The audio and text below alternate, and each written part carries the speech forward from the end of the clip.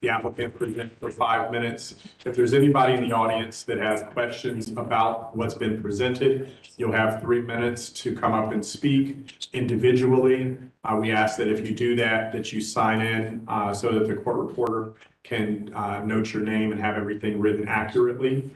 But we also swear people in as a group if we know everybody that's planning to testify at the onset of the meeting. So with that being said, if you do plan to testify today, would you please stand, raise your right hand?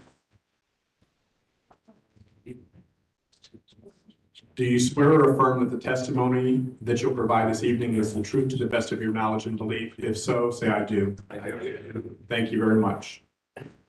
So with that being said, we will call the first case, BZA 22-086 for 6065 East Livingston Avenue. Please come forward.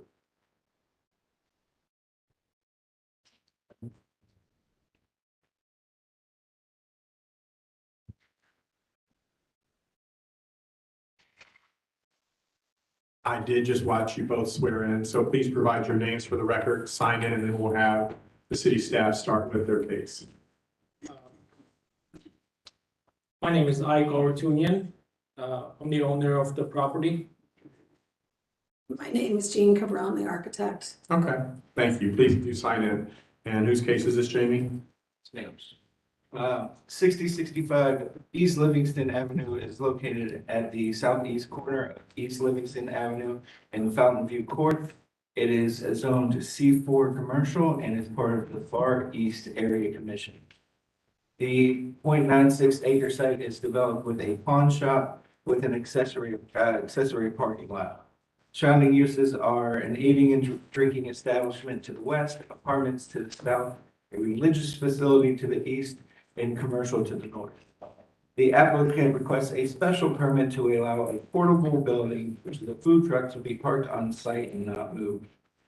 Planning has no comment on this proposal. The Far East Land Use Plan and Columbus citywide planning policies do not address the issue of portable building. Therefore, planning has no comment on the proposal. The Division of Traffic Management also has no comment, and the Far East Area Commission recommends approval of this request. Staff is comfortable recommending approval as the food trucks who wish to remain on site on a more permanent basis are being reviewed by both the neighborhood group and the BZA, which can impose conditions on a case-by-case basis. The conditions we recommend is that the portable building will be parked in accordance to the submitted site plan's fenced storage area between the hours of 10 p.m. and 6 a.m. Mr. Chair. Thank you very much. Do you understand and agree to the conditions presented? Yes. Okay. Do you have anything that you'd like to add? You do have the recommendation for approval from the city staff, and it looks like from the area commission? Yeah. Is there anything additional that you'd like to add? Well, just so you know, we've been going through a process with some other issues on this site with site compliance review, and we weren't allowed to put the truck on that until we get this passed. So they don't have, the city doesn't have the one with the food truck area. Okay, but they will get it because it's done as soon as we get an okay from this go around, and then it'll be part of the approved site plan. Okay, so let me just talk through with staff really quick. Usually when we approve a portable building, it's for a time period certain, but this is different because they're going to remove it on a routine basis. Yeah. It's gonna be on the side of the building. We're pushing it farther to the back of the property, so it's not right up near the street. And then at night, they'll move it to behind the building inside a fenced area. Well, to your question, Mr. Jones, so typically the portable buildings that you have seen and recommended on are generators or construction trailers or that kind of thing that are there for a temporary basis. There is a policy memo that was circulated by the previous chief zoning official, Chris Pizzuti, that when we started seeing an influx of these types of uses of food trucks, that as long as they weren't taking up existing parking and were moved every night, they could be allowed as an accessory use. In the past, since I've been here 18 years, we've done maybe 3, 4 special permits, this one being the 5th and maybe one next month being the 6th, where the applicant has asked for them to stay overnight. And we've gone back and forth on whether we should approve, disapprove, what kind of regulations we should impose. And again, our thought, as it said in the staff report, was because it's being reviewed by both the neighborhood group and a public body such as yourself that we're fine with them being overnight as long as they're not taking up any required parking and that they're, meet the division of health and fire standards that are reviewed annually. Okay. Thank you. Yeah, I remember when we first started hearing these, it wasn't considered permanent. So it didn't really need a permit because it would be removed all the time. And this is different. You're not because being removed. is it being relocated somewhere with some frequency though, right? The back of the property. Okay. At night. So through the neighborhood commission, because everybody kind of didn't know what to do with all of this. I actually have another one that's in the same kind of, questioning of how things work. But right now it's up at the front of the building. It has been on site for 12 hours in the same spot. Does it have a parking, what do you call it, license plate? This is a trail. Yes, it does. It does have a license plate, but it's been at the front of the property since actually before 2014. And it's not a commercial vehicle, or is it? It's a trailer, Yes. food trailer that Because you I'm- hook a truck to. I'm thinking, how does somebody like code enforcement, how are they gonna look at that if it is in a certain place? But I guess this will give them license to do that. Yes. Well, Let's- the approved site plan that will also, we're moving it from the front to almost to the back along this side. And then it'll go behind the building at night. And there's nothing, she doesn't have anything for me to stamp. She's not prepared for that. Okay. All Does that right, mean it's like a site plan? correct. I have one. But I thought you said it didn't have the place. No, I have prepared this to send it back to the city, but they won't take it until this is Well, approved. but we're not asking for you to stamp site plan, just that the applicant agree that they move it from wherever it is now in the front to a secure area in the back. Okay, and you have agreed to that. Is there anything additional that you'd like to add? No, Thank you very much. Is there anyone in the audience that would like to speak for or against this proposal? Call question. Actually, I have a question for staff. And I apologize if I'm completely wrong, but was city council acknowledging and or talking about food trucks in the vicinity of Columbus, Ohio? Yeah, they had a special meeting a few weeks ago about food trucks in the short north specifically. Okay, how does that interplay with what we're talking about? Well, I believe, and I don't want to speak out of turn, that there's some sort of correlation, I'm not sure who's making the correlation. I think maybe Mr. Tobias, were you in that meeting? Okay. There's a correlation between the uptick in crime in the short north, is being blamed on the food trucks. Nope. And that's what that meeting was about. I don't have an opinion that I want to share publicly, but I don't think that's a fact. And this is obviously not in the short north, so that meeting had nothing to do with this. I appreciate that. I just saw an article, so I appreciate that clarification. Thank you.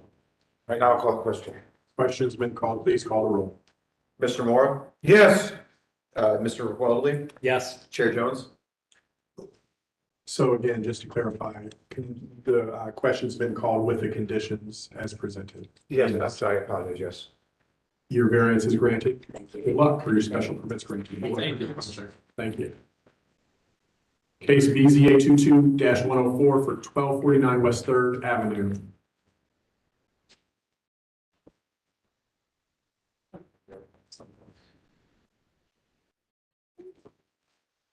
Would you please each provide your name and indicate whether or not you've been sworn? My name is Tim Bass. I have been sworn. My name is Laura Comack, 17 South High, Suite 700, Columbus, Ohio, 43215. I have been sworn and sworn at today. Thank you. James Sakaris, You've been sworn. I've been sworn. Thank you. If all of you could sign in for us. And Jamie? Yes.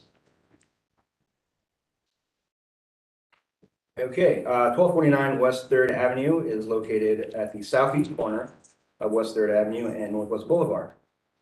The site is on C4 commercial and is within the 5th by Northwest Area Commission.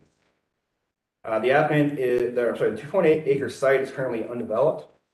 Surrounding uses include an eating and drinking establishment to the north, a multi-unit residential dwelling to the northwest, single and multi-unit dwellings to the west and southwest, and a commercial strip center to the east. Just an update to the agenda. After meeting with the applicant and after some staff review comments, the applicant has adjusted their parking variance. The applicant is requesting a variance to reduce the minimum number of parking spaces from 33 to 20 rather than 45 to 21. The applicant proposes again to construct a mixed-use office and retail building within the urban commercial overlay and requests variances to reduce again the minimum number of parking spaces from 33 to 20, to not provide a dumpster approach apron, to increase the building setback from 10 feet at the corner of Third Avenue Northwest Boulevard to 25 feet. Again, this isn't within the overlay, so there's maximum building setback rather than minimum. To reduce the minimum parking setback from 5 feet to 0 feet, and to reduce the width of a principal building along a primary building facade frontage, which is both on Third Avenue and Northwest Boulevard, from 60% to 35%. Oh, and finally, to allow a dumpster to be located to the side rather than behind the principal building. The Columbus citywide planning policies design guidelines consider support for parking reductions on factors such as the mixed-use development pattern of a neighborhood and access to other modes of transit. Among other uses, lost my spot. Staff is supportive of the requested variance as the proposal is surrounded by a mix of uses and adjacent to a code of stop, but requests additional bicycle parking above the code required minimum for greater consistency with these guidelines. The Division of Traffic Management states that right-of-way dedication of 40 feet from the center line of West Third Avenue will be required per CC 4309.17, but I believe the applicant is working to obtain a waiver from that. City staff can recommend approval as the proposal is consistent with the 5th by Northwest neighborhood plan and C2P2 design guidelines, and in consideration of the site's unique shape. Staff do request the following conditions: that A, the applicant will consult the city forester on street tree placement along West Third Avenue and Northwest Boulevard frontages, and that the applicant will provide additional bicycle parking above the code required minimum. And with that, Mr. Chair, we have turned it back to you. Thank you very much. Do you understand and agree to the recommendations as proposed by the city staff? Yes, sir, we do. Okay. You do have the recommendation of city staff for approval. Is there anything additional that you'd like to add to your proposal? So if you don't mind, I need 3 minutes of your time to just walk through a couple of facts You have specific. 5. Oh, that's awesome. Well, that's even more than I probably needed. The site is original 1928 C4. It's been a BP and a car lot in more recent terms. The uses across the street, the essential character of the neighborhood is truly commercial. Tim Bass is with me. Tim Bass is the architect and the land planner. Tim, do you have experience working in Grandview and the Columbus Grandview area? We've done a number of buildings of this scale in urban areas. Okay. Kind of big picture overall question, the variances. Is it fair to say your original documents talk about the acute angle of the corner, present interpretive questions regarding the UCO. Does that mean it's because of the shape and the size of the lot? It does, right? We talk about a corner, but it's really a point. We don't really have a front and back, and so many of these variances are really just normalizing the site to the text. So for instance, the dumpster variance, it's in back of the building, but that's because the building in front's the point. And the setback is simply it's actually an urban gesture where the building in fronts the intersection and makes a nice space in the front, much like the beer hall across the way. And in contrast to the Metropolitan, which really pushes the space out of the corner. So we have a nice space in front of the building that's pretty much European type gesture. So. Okay, and so question, so the variances are necessitated by the shape of the building. Did you talk about the scale of what's proposed in terms of 2 stories, each with 2,400 square feet? Right, I didn't. They're actually really a result of the shape of the site rather than the building. And the fact that we have 2 fronts, no corners per se, and I guess what is the back of the building is really a side. So that's really, yes, to answer your question, yes, it's an issue of the shape and conforming to the. Thanks. Okay. I'm handing this out real quick. I'm going to ask you to pass a findings of fact and conclusion as well. Tim, I just want to walk through real quick the thought process for addressing the variances. So that we'll come to parking at the very end, but to allow the open walls instead of landscaping, that's to obviate it provides less space so you can have more parking. Is that a fair statement? Right, they're screen walls, not necessarily open, they're screen walls that are low enough that we see over them for the vision triangle. And that's in lieu of the plantings, which would take up more Right. room. Right. Okay, and that's for a reduced area, so the height of the walls are lower, so there's no vision clearance Right. at all, obstructions, right? Right. Okay, the reducing of the requirement of 60% of the building, that's specifically related to the odd size and shape. The two fronts, no backs. So we in front the corner, we actually make fronts on Third and Northwest, but we can't stretch the building the whole width of the side front. Yes. The side / front. You would have no parking. We'd have no lot left, right? Okay, got it. Thank you. The technical variance to reduce vision clearance, there's actually a handicap space in there, so it is the open space. Correct. But that's just a technical request. You need it from a vision clearance, okay? Right. Now, we actually took out a couple parking at the request of the city traffic, isn't that right? Yes, And that was specifically to make sure that all the vision clearance was more open for pedestrian safety. correct. Okay. Okay, you've already talked about reducing the setbacks, which really are consistent with the spirit and intent of the code to keep it walkable and urban. Yes. Okay. The maneuvering and the required rear setback, that's for the alternate plan, is that right? I'm not sure. Oh, the 0 for maneuvering space and then the 0-foot setback is adjacent to Yes, the, on the property line, yes, in the event that we get the next one. okay, great. So that leaves parking. Is there any questions on those kind of technical variances and where it came up with them as to how they fit? Okay. The last thing that I just wanted to put on the record is the parking variance. So first of all, we calculated it wrong. We didn't need as many as we thought. So the variance is reduced from the time when we filed the application. The current difference of 12, there's 2 additional considerations that we wanted to make you aware of. Mr. Sakaris bought the trophy shop next door for overlap additional parking. The proposed uses are office and retail, so those 2 different times of the day render as many as 6 additional spaces on site and the additional overflow in conjunction with the neighborhood. So that goes to the calculation. The final thing that I will say, just for the record, because I know that this board, That goes into the 12 deficient, yes, as many as they 13 can. deficient? That's correct. It's a mitigating factor. Yes, we have the ability to use these. I'm saying, so it doesn't obviate the request, it helps to mitigate to your Right. point, okay. All of those were totally correctly and appropriately used. That's right. One other factor that I want to make you aware of, the 0 request, it's shown, and in the statement of hardship, we show at the very end an alternate plan. Mr. Sakaris was required to purchase 2 lots. The lot before you is in the city of Columbus, so it needs to stand on its own for purposes of the approvals that are sought this evening. The additional parcel is in another jurisdiction, which if that jurisdiction in the future allows us to park there, that is our intention. An approval tonight of this request allows us to do it with no further approvals by this board. The commitments, again, though, are only allowed as to the city of Columbus parcel. Has to stand on its own. Okay. So thank you for the time. I'm going to ask that if the board has any questions, I've provided a set of proposed findings of fact and conclusions of law. I would ask that you accept the staff report and the testimony as it's been presented to you today into the official record. That would be request number 1. And then the second would be to adopt the proposed findings of fact and conclusions of law. And I'm happy to answer any questions on those. Those mimic the information that Tim has provided. Thank you very much. Obviously, this is going to take some time to read. I want to allow the other board members to be able to do that comfortably.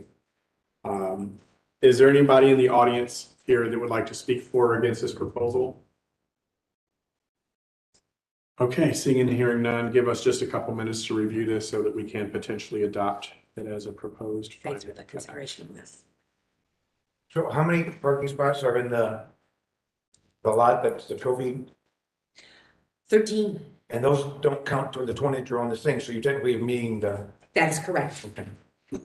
Also, at the request of 5th by Northwest, we took a look at the different times when the various lots in this area are being used.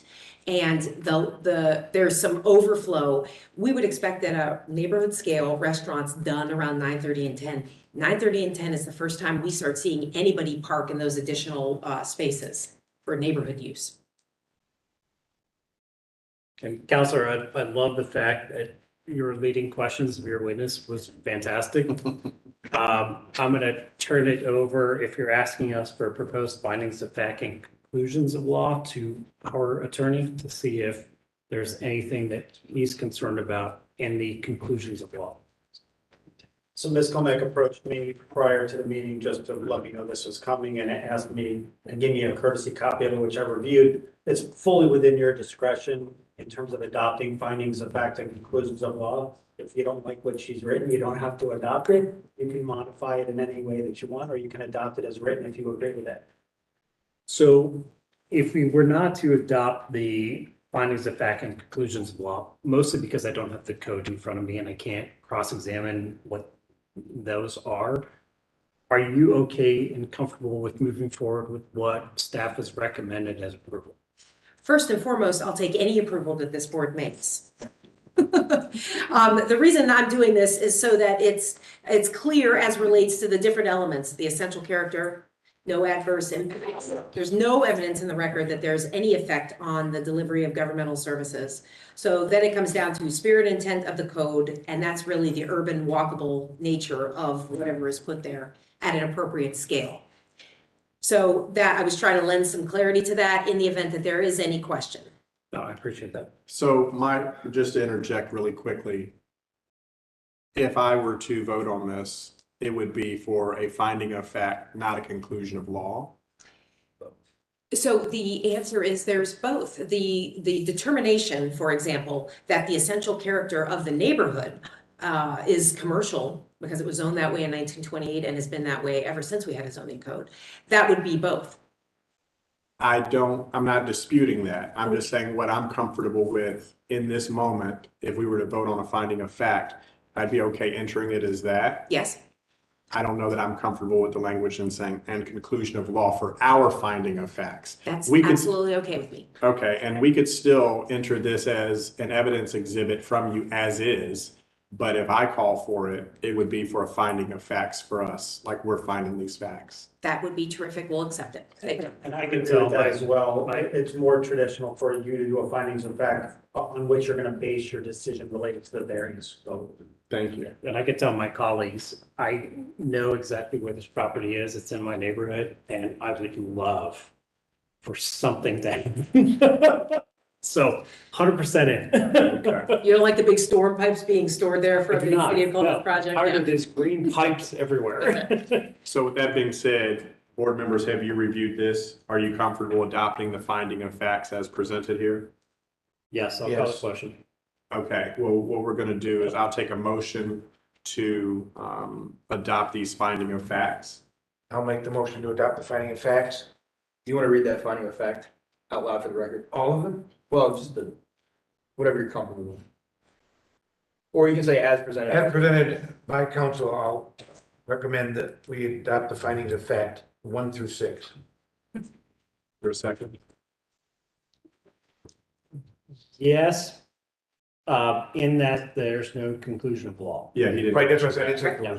Well, you said 1 through 6, so I don't I'm want sorry, I to. apologize, yeah. So I Correct. just want to make that discernment. Correct. But otherwise, yes, second. It's been moved and seconded. Please call the roll. Mr. Waldley, Yes.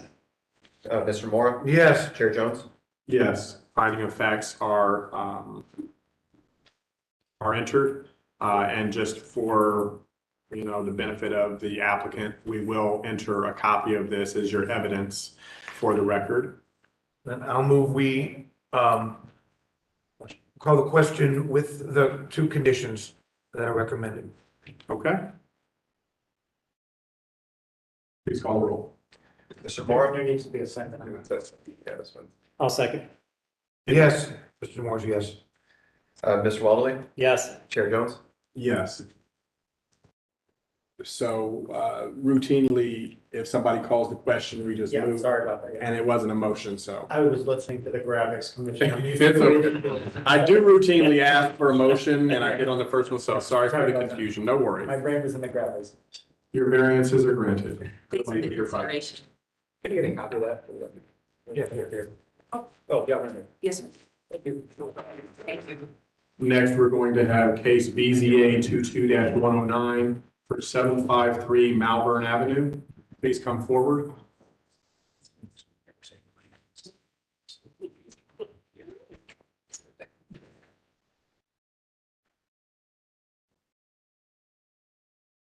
Hello, ma'am. Would you please provide your name and indicate whether or not you've been sworn?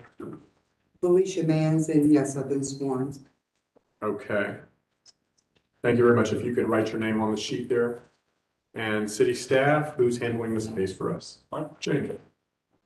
Okay, 753 Malvern Avenue is located at the southwest corner of Malvern Avenue and Wilmot Avenue. The site is zoned R4 residential and is located within the North Central Area Commission.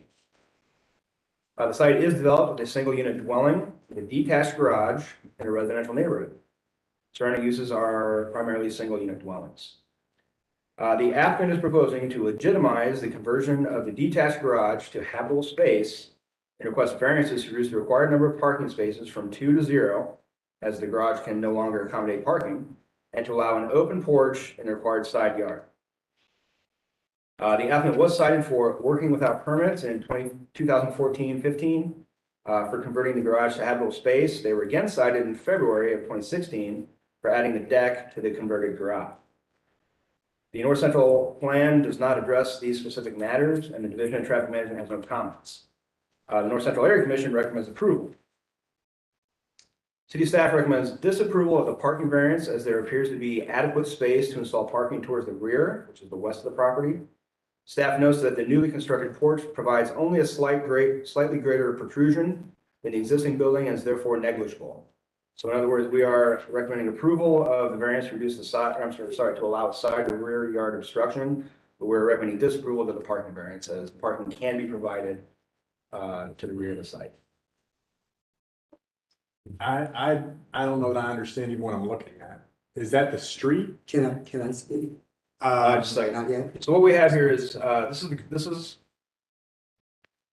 is the front of the house, Okay. and this is the side of the house. This is the detached garage. Where? I'm sorry? I'm trying to see where we are. Okay. Is there a shed in front of it? No. So again, this is the house, this is the garage. There is a small shed here, I guess. But this right here, this is what is, I guess, causing all the issues. The deck. The deck and the conversion of the garage. So since the garage has been converted to habitable space, they can't park a vehicle in it, which requires a parking variance. And since the deck is in front of the building line, I'm sorry, it's in the, technically it's a side yard, there's an obstruction in the side yard. How we're looking at the aerial up and down the street, it's barely, it's negligible, as I said in the report. However, there does appear to be adequate parking in the rear, so staff is recommending disapproval of the parking variance, which again, converting the garage to habitable space to remove your parking. But if they can provide parking back here, they'll only need the side yard obstruction. So can they, it sounds like you're trying to help here. Can they use that as parking on the left? They would have to make it code compliant parking, yes. Like with or It'd have with to be paved. parking surface? Yep, it would have to be paved. Okay. Or they could get a variance to allow whatever the surface is. Okay. And so go back to that last picture so I can understand from an aerial view. The aerial? what I'm looking at, yeah. So show me the garage here. Here's the garage, And where's the deck? right here. Okay. So there's no issue with the deck? Because it looks pretty big and, Yeah, it would require variance, to which we are recommending approval. It's a, okay, I see it. yeah, that is the step 3332.28 is a request to allow that deck to exist where it currently is. And I mean, it looks a bit big. Let's see what the neighbors say about it. Let's, okay. That's helpful. Thank you. Any other questions from the board right now? You could have a hand on it. Okay. Ms. Mans, you have the recommendation of disapproval here, but approval for converting that corner of your yard. Well, again, we're recommending disapproval of the parking variance, because by converting the garage, they've eliminated their on-site parking. If they can provide it in the rear, they won't need that variance. Got it. But They they only will need the still one. need the variance for the deck, which is, quote, side or rear yard obstruction. And you're recommending approval or disapproval? We're saying it's a negligible variance. Okay. So you have 5 minutes to present your case. Do you understand everything that has been presented and what we're deliberating? No. Okay. When he first started talking, they said that we were cited on several different occasions, and this particular hearing that was right about a year ago today is the first time that I've seen a code citation, and my husband grew up in that house. So if somebody else has been citing us, and I'm the vice president on the neighborhood association, I've been in close proximity with all the code people over the years. No one's ever said anything about the deck before. The reason why we put it up was because the driveway is unsafe for use, and I've injured myself there several times. My mother was in a wheelchair, and I have become disabled. So there are handicap ramps going up to the deck to get to the back of the house and down to the rest of the driveway to leave the property. That's the reason why I wanted to keep it, because of access. The parking in the back. We did put gravel back there many years ago. We don't have a car. I got a petition from the neighborhood stating they did not care that I did not have parking. Every house in Shepherd does not have parking on their property. But in the back, I'm the community gardener. I use almost that entire back parcel as much as I can for as much gardening and plants as I can put up. I have a greenhouse that I have moved already in case I have to put a pad there. But it's hardship financially to require me to put a parking pad of cement to the rear of my property when I don't even have a car to park on it.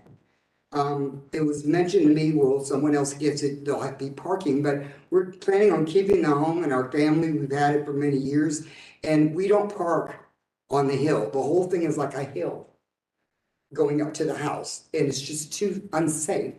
I'm just afraid of injuring myself. That's why I don't want to take the deck down. If I have to put in the parking, I'll have to have time to raise money, because I'm a disabled elderly person on a budget and I can't really afford much. But I appreciate them giving me an option of having someplace else for the parking, because I really would not park on a driveway if it was still there. I'm going to be very cautious not to opine too much because I am the chair here. I would say, however, this is big. What you have is big. It's negligible to Jamie's point, the space that you're encroaching, but this is a big everything here. So under normal circumstances, I would really pull it apart. We will see what the audience has to say, if there are any people to speak in favor or against. Can I say one more thing about Absolutely. the largeness of it? That second deck is not connected. It is, well, I use it to hand out produce that I get from the Farm Fresh Ohio Farm Share Program. The health department came out and interviewed me on it and told me that it was technically like a produce stand. I added it on because I needed more space for giving out all the free vegetables that the city of Columbus has me distributing, as well as all the stuff that comes out of my garden and the community garden in Shepherd. That sounds great. We certainly want to help you do the right thing. It sounds like you're doing When it's good not things that, for the community. it's a makeshift playpen. I can lock it and keep the kids off the street. I have 18 grandchildren, so. It's not Okay. gates. All right, well, let's see if anybody from the audience wants to speak for or against this proposal. Okay. My husband might want to say something. Also, they have him on there as my landlord. He's actually my husband. We live there together. Okay. It's not a rental. Okay. And if the board would like to, please, I take exception with the fact that she was not cited. I can bring up our permit tracking and bring up the citations that were given to the applicant and the stop work orders. You mean What before happened? last year? What happened with those? I haven't. She hasn't addressed them. Why she's in violation, why she's before you today.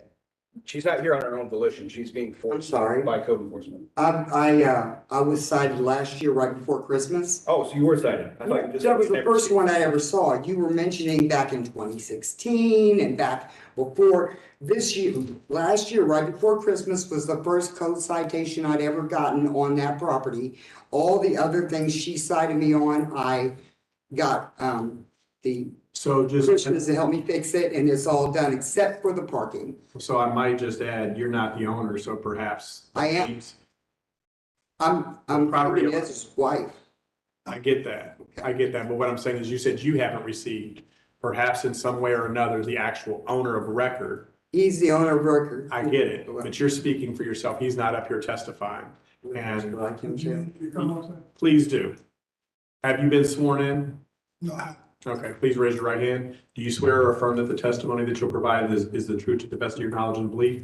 If so, say I do. I do. Thank you. And you're saying you've never received any code violations? You know, so not before, Mike, let him give his name. right before Christmas of last year. Okay. Would you please provide your name for the record and write it? Herman Edwards. Okay. And you said you received a citation when? It was, Right before right Christmas. before Christmas. I don't know the exact date, but it was, a week or two before Christmas. Okay. And we're saying that they go back to 2016 and the stop work orders and everything go back that far? And were they related to the deck? Yes. Okay. And did they have a permit? No. So there was no permit. You have to have a permit when you install a deck, which would go through this whole process and say, you're encroaching, you don't have the right size, et cetera.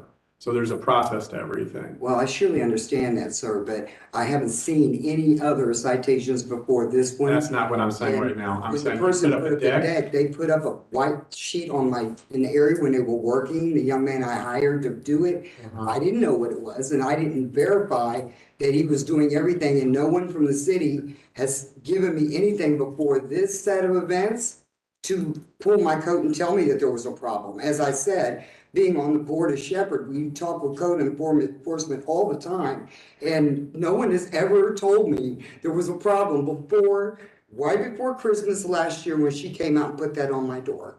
And since I've gotten two requests, one about the existing one on the parking and the other one about the addition where I put a second deck up right next to it. That's why it's so large. And the lady who cited me about the new section told me to deal with the parking first and then come talk to her about that later. But I wasn't able to actually do the work myself. I'm trusting people to get what they're supposed to do to work on my property. I guess that's naive of me, but the house has been in our family's hands since Kirkland was a child. And I have, even when we were living somewhere else, we were never sent any code citations for that property until last year. So if there's something else, I'd love to see because no one's come out and did anything. I mean, if I hadn't responded, wouldn't they have come to my door before last year? That's 2021. So that's several years past when he's saying that I got stop work orders and I was living there and not getting anything like that. So I don't know where it's coming from, but if the city of Columbus is telling me there's a problem, I'm not going to ignore it. And no, I'm not being forced. I'm trying to keep everything copacetic with the city of Columbus. This is not like I'm being drugged down here. I'm trying to request that they give me an option because of my handicap and because of my adjusting the property to my ability to be able to leave it at the status quo. Now, if I have to put parking back there, like I said, I'll try and figure out a way to pay for it. But, you know, it seems like it's going to be a lot.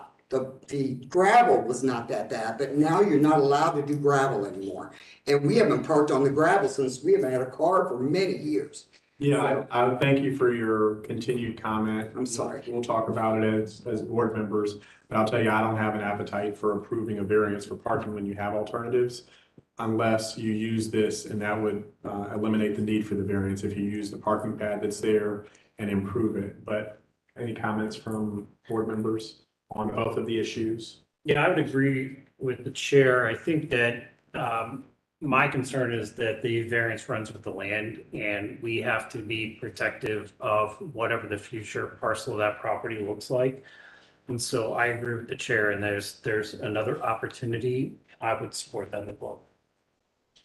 And do you have an opinion about the deck? And I have a lot of opinions about the deck, but as it exists, I mean, we need to, let's get it out here so we can make a decision which way we're going. There's three of us and we have to agree or disagree. well, I think that the deck in the current garage parking structure was not, as the applicant has said, was done with a contractor, was not vetted through any of the city opportunities, ordinances, or anything else. And I feel bad for the applicant in that she's stuck in that position, but at the same time, it is on her to make sure that all of those boxes are checked And so I don't have that guilt factor as it relates to that.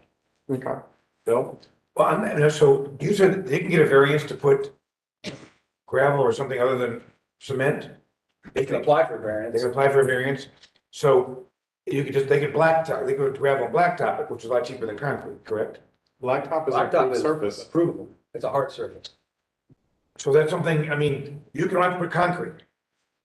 So like I said, I'm kind of, with my two colleagues, I mean, I don't have any problem with the side of your yard objection, but the parking, again, like I said, if you guys somehow sell the house, I mean, you said you're not going to, but theoretically, 70 years from now, when none of us will be around, and someone else has that house with the parking variance, they don't have to put anything up, but they may need it. That's where we're coming from.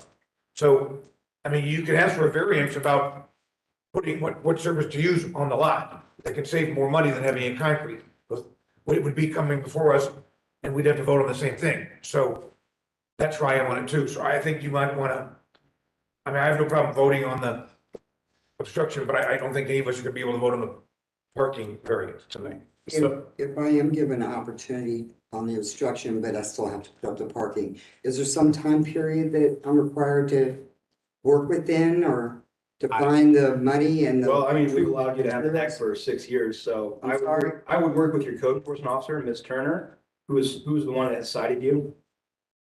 She would be the one to ultimately give you an extension or approval. Not approval, but rescind the orders. So just to be clear, there's an appetite to support your deck, even though it does encroach and it's basically too big. You understand that? There's an appetite to kind of look beyond that so that you can have it. I understand and appreciate why you need it. Hopefully a lesson learned here, any improvements that you want to make on your home, perhaps even inside and outside to convert your garage space to livable space, in your best interest, perhaps you should consult with somebody at the city before you make that improvement so that you make sure to do it correctly, even if you do engage a contractor. So moving forward to the parking space, again, for the same reasons that everybody's kind of outlined from the board, we would be open to entertaining you using that as a parking space with an improved surface. Mr. Demora had suggested that you could use blacktop or asphalt in lieu of concrete because it's much more affordable. And to Jamie's point, you'd have to work with your code enforcement officer on timing. It's been my experience that if you're in the process of doing something, you're demonstrating that you're working, they will try to work with you as much as possible. Nobody wants to create an additional burden for you, but we want to help make the Columbus community a good community for everybody. Because people have to drive by here, so on and so forth. Is this a single space? Because the lady downstairs had drawn me up a little thing where she put in one parking space instead of having to put two back there. The requirement is 2. So, that being said, But you're gonna request a variance for having one, if you had a blacktop, and we'd come before the same board, and there would be 5 of us maybe here, and you might get 3 votes. and you might not. Right. Yes, I understand. It's just taking up a good section of my green space in the back. I appreciate that, man. We've had a lot of people like to morph their space, and I'm a real estate agent. I've told some of them, maybe it's time to move. I understand this has been a family home for you all for a very long time, but it has confines. That's right? kind of the reason why I think they're pressing me is because everybody's gentrifying that area. They want. Ma'am, this is we not a don't wanna move. platform. We This is don't not a wanna move. platform for that. I get that. I don't want to move. I get I that. really want to I don't get want the you to best move. option I can, And we've given it to you. financially and otherwise. And we're So, gonna call for a vote here and make sure that you're clear with what we're leaving with, okay? yes. So with that being said, is there a motion to adopt or approve? I think I motion we have 2 different votes, one on Yes. 3312.49 and one on 3313.28. Yes. Is there a motion to approve 3312.49 minimum parking spaces? Or move or disapprove? Sorry, a motion to approve or disapprove? If there's no I'll make the motion, motion. if there's no motion to approve, then it fails. No, I'll make the motion. Okay. We can call the question. All right. I'll second. I'll call. It's been moved and seconded. Please call the roll. Mr. Walde? So just for clarification, If you vote no, you're saying no to approving the parking variance, so she'll have to get parking. okay, so no on 3312.49. Correct. Mr. Morrow, No, Chair Jones. No, the variance is denied. Is there a motion I'll call the to, question on 3332.28. question's been called, please call the roll. Mr. Morrow, Yes, Mr. Walde, Yes. Mr. Jones. Yes. The variance is granted to allow a deck in the required side yard. You don't have to do anything there. You will have to find a provision for parking for 2 vehicles. You can do that with what's been suggested to you, using that space that's closest to the corner. I don't know if I'm describing it accurately, but it's not the one closest to the corner, it's putting it on the alley in the back. My house has 3 streets around it. okay, so that was the suggestion. I think it sounds like that would be approvable, but it would have to be according to the standards prescribed by the city code. And it would need to be for 2 spaces. And again, you'll need to talk to your code enforcement officer with timing. Yes, sir. All I really want to know is, will we have ample time? We can't answer that for you. That we have to talk to the code lady about time. Talk to Ms. Turner, who issued the citation. Thank you for your consideration. Thank you very much. Have a good evening. Case BZA 22-131, 1295 City Park Avenue.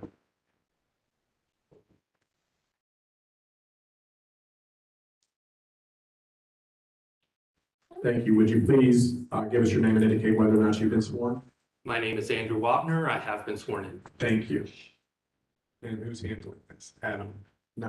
1295 City Park Avenue is located on the west side of City Park Avenue, approximately 160 feet north of East Moeller Street.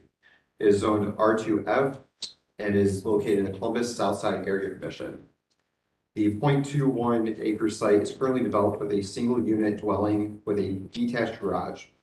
Surrounding uses are primarily single and multi-unit dwellings with retail to the west. The applicant is proposing to combine the lots and then resplit them to create a new lot for a new single unit dwelling to the south and to renovate the existing single unit dwelling on the northern lot. Variants are requested to reduce the minimum driveway width from 10 feet to 6 feet for the southern lot, to reduce the maneuvering area from 20 feet to 17 feet for the southern lot, to reduce the required lot width from 50 feet to 34 feet for the northern lot and 43 feet for the southern lot. Reduce the required lot area from 6,000 square feet to 3,468 square feet for the northern lot and 5,547 square feet for the southern lot, and to reduce the front setback line from 25 feet to 20 feet for the southern lot. Planning is in full support of the proposal. The revised elevations with additional side windows are consistent with C2P2 design guidelines. The Division of Traffic Management has no comments, and the Columbus Southside Area Commission recommends approval of this application. Staff can recommend approval of the requested variances as the applicant made the requested revisions to ensure the new single unit dwelling meets C2P2 design guidelines of compatibility with nearby structures in terms of height, width, setback, lot coverage, roof pitch, and other features. Thank you very much. Mr. Wapner, you have the recommendation of approval from the city staff as well as the area commission. Is there anything additional that you'd like to add? No, Okay, thank I you. can answer any questions you'd like. Thank you. Is there anyone in the audience who would like to speak for or against this proposal? Seeing and hearing none, is there a motion to approve? I'll call the question. Question's been called. Please call the roll. Mr. Walde, Yes. Mr. Morrow, yes, Chair Jones. Yes, variances are granted. Good luck. Thank you. BZA 22-134, 700 South 3rd Street.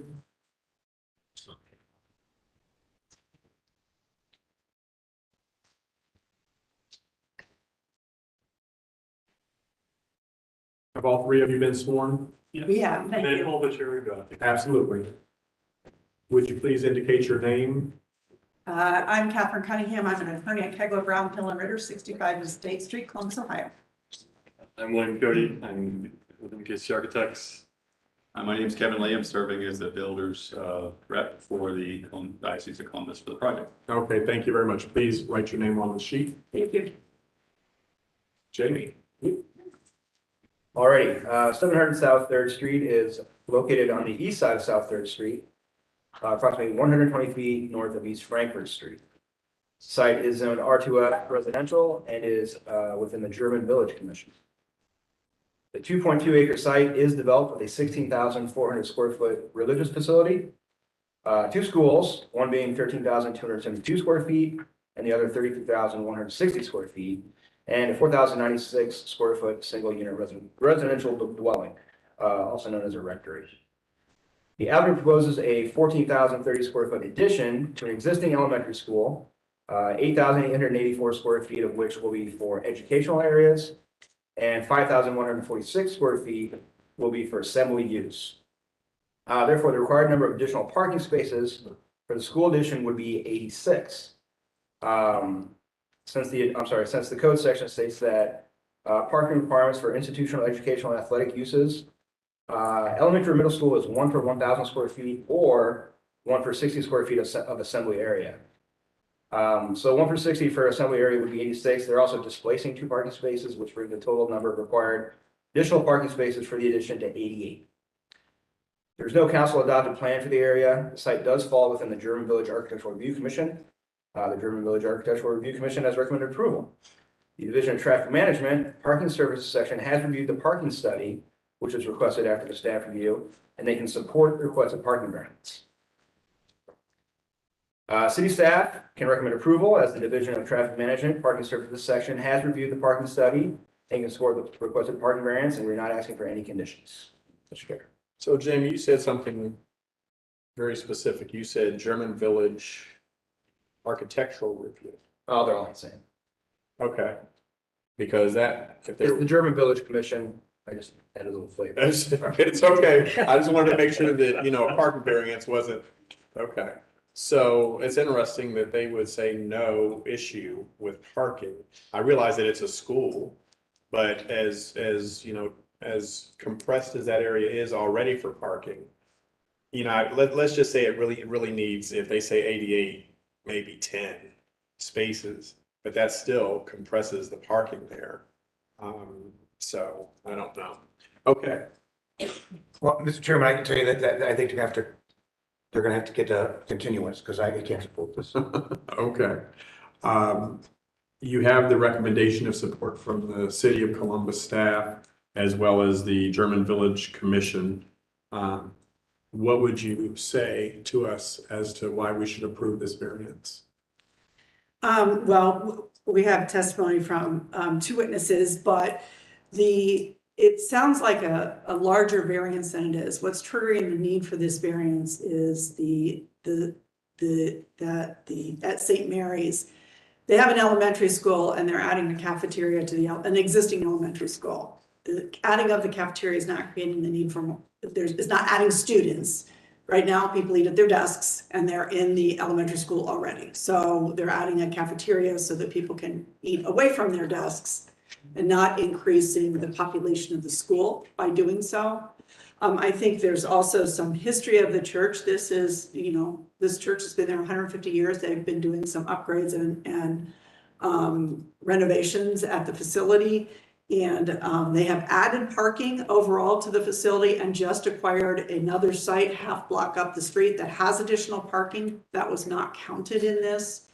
The parking is complementary in time to other church uses. So there's multiple parking lots. This is just what's being attributed to the need for it at the school. So where's that additional parking? Right there. And what's there now? It's the Third Street School, the original Third Street School, and we've, that was 2 years ago purchased by the diocese, converted to a school, classrooms, and now serves as the middle school. And we Serves added as a what? middle school. Middle school. Yeah, and we added 26 spaces there that are used by the campus that enable us to, actually during the day, we're able to use, you know, we have excess parking for the needs of all the teachers and whatnot during the day for. So wasn't St. Mary's on the list that I saw of potentially being closed by the Catholic Diocese in Columbus? I don't know what list you're referring to, but St. Mary's is not planned to be closed. Was it a different St. Mary? I mean, is there more than one? Because I thought There's St. Mary and there's multiple St. Mary, but Okay. St. Mary is a very vibrant parish. It's okay, a so hub of so I the read site. on the list, I mean, like the church at the corner of my street, the Italian Village, St. where the kind There's of, only one St. Mary's in your diocese though, right? No, No. multiple. that's why I was confused, because I read that St. Mary's Delaware. on the list to be closed. St. Mary, there's a Lancaster. So that's why I was worried about it, because if the church is gonna close the whole thing down, They wouldn't invest this money. Right, there's substantial investment being made. I think maybe if, And let me just interject one more thing. yes, We have three people here today, and what my colleague was saying is he's listening, which is Yes. good. But what he was saying is you may not, if you move forward, you may not have a unanimous vote, which means it would fail. And I will give you that option before we conclude. well, like I said, I didn't know about this other parking until she brought it up. too. Right, so Thank you. we're good. so I think it'll help if Mr. Lee, who's been involved with all of the process and the renovation that's going on at this, there's substantial investment of the church here and at this campus. So this is not, I've not heard that they're gonna close it. Like I said, I saw St. Mary's and then I Right. said, well, the church is gonna close it down the next 5 years and this is a parking. Yes, this is variance. the actual Problem. opposite at this Okay. campus. What the church is doing is has targeted this campus as an investment area to renovate and improve in this neighborhood and keep it vibrant and capable to draw people in and continue their service there. But let's have Kevin talk and I think Bill, and they have spent a lot of time meeting with the neighbors and meeting with the German Village Commission. They have been there off and on over a year at various meetings for various improvements at this site and are buying additional properties and frankly provide more parking than most places in German Village. So, Mr. Lee. And be mindful of your time. Yes, appreciate you hearing us out. As a resident nonprofit organization, Center for German Village, for over 150 years, St. Mary's has been dedicated to helping and serving the larger community. Our founding buildings were constructed 1865, and we've recognized significant transformations and change since that time. Change has been essential for us to stay relevant of the mission of serving our community. One of the more recent changes to our campus was the middle school that we talked about and the addition of those spaces that we've shown. Certainly, we also have more plans we could talk about if questioned for how we could further use that space to help the local community. Those spaces have reduced the load, certainly to the neighboring areas by virtue of the campus, the St. Mary campus being able to park there. Our current motivation for change is the need to expand and renovate our elementary school. And the elementary school was built in the 1950s. That elementary school has never been renovated or modernized since that time. As a parish and community school, it is imperative that we stay relevant to serve our need, to educate effectively our youth served. And members of that school are also members of the community. That entails updating our facilities and includes providing the appropriate cafeteria space, which you heard about, for our students to consume their morning and lunch meals, and a necessary number of classrooms, upgraded educational spaces, including new common areas, STEM areas, intervention areas that enable us to upgrade our educational experience we offer to our students. Essential. This is the addition of the school and the renovation that's essential to our work. Continuing, the overall design has been mindful of improvements which positively affect our parking needs. Specifically, we're relocating a play area in the back, converting that to parking lot. So there's a play area, we're turning into parking in the back. And these new spaces are calculated into our parking load calculation. And we've provided an additional frontage area for the kids to play. During the day, the kids have to play on the parking lot in the back, so we have to take the back parking lot out of service to enable the kids to play. The frontage is going to be turned into a play area so that we can use full parking during the day. The design will not impede or alter any delivery of government services and will not adversely affect neighborhood parcels in any way. Overall, we consider design and construction improvement to both our facility needs and parking capacity. Our design has not been developed in a vacuum. We have worked with the German Village Commission to seek a campus design that meets the architectural needs of the commission and enhances the quality of facilities as a whole. We've communicated with the German Village Society held communication meetings with the and heard the concerns of the community, and we have made changes to school transportation processes and site layout based on that feedback, to seeking improvement. We have finally met with a parking expert that is a German Village Society trustee and a member of the City of Columbus Parking Commission to hear other concerns that we've addressed. Not to mention that our parish pastor, Father Vince, our staff, our principal, Gina Stahl, and school leadership regularly field questions and listen to the neighbors and have made improvements accordingly.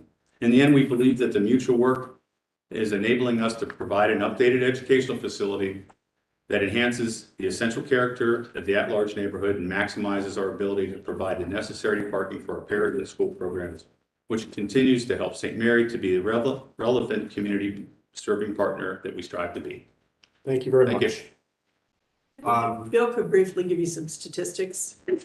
Very briefly. Okay, sure. Yeah, so one of the things that I do want to mention about the middle school parking lot is that there are 26 spaces over there, and that is already a conforming parking lot with the use of the site. So the education that's on that middle school site actually has more parking than is required by code for that space. So there's 26 spaces, 21 required.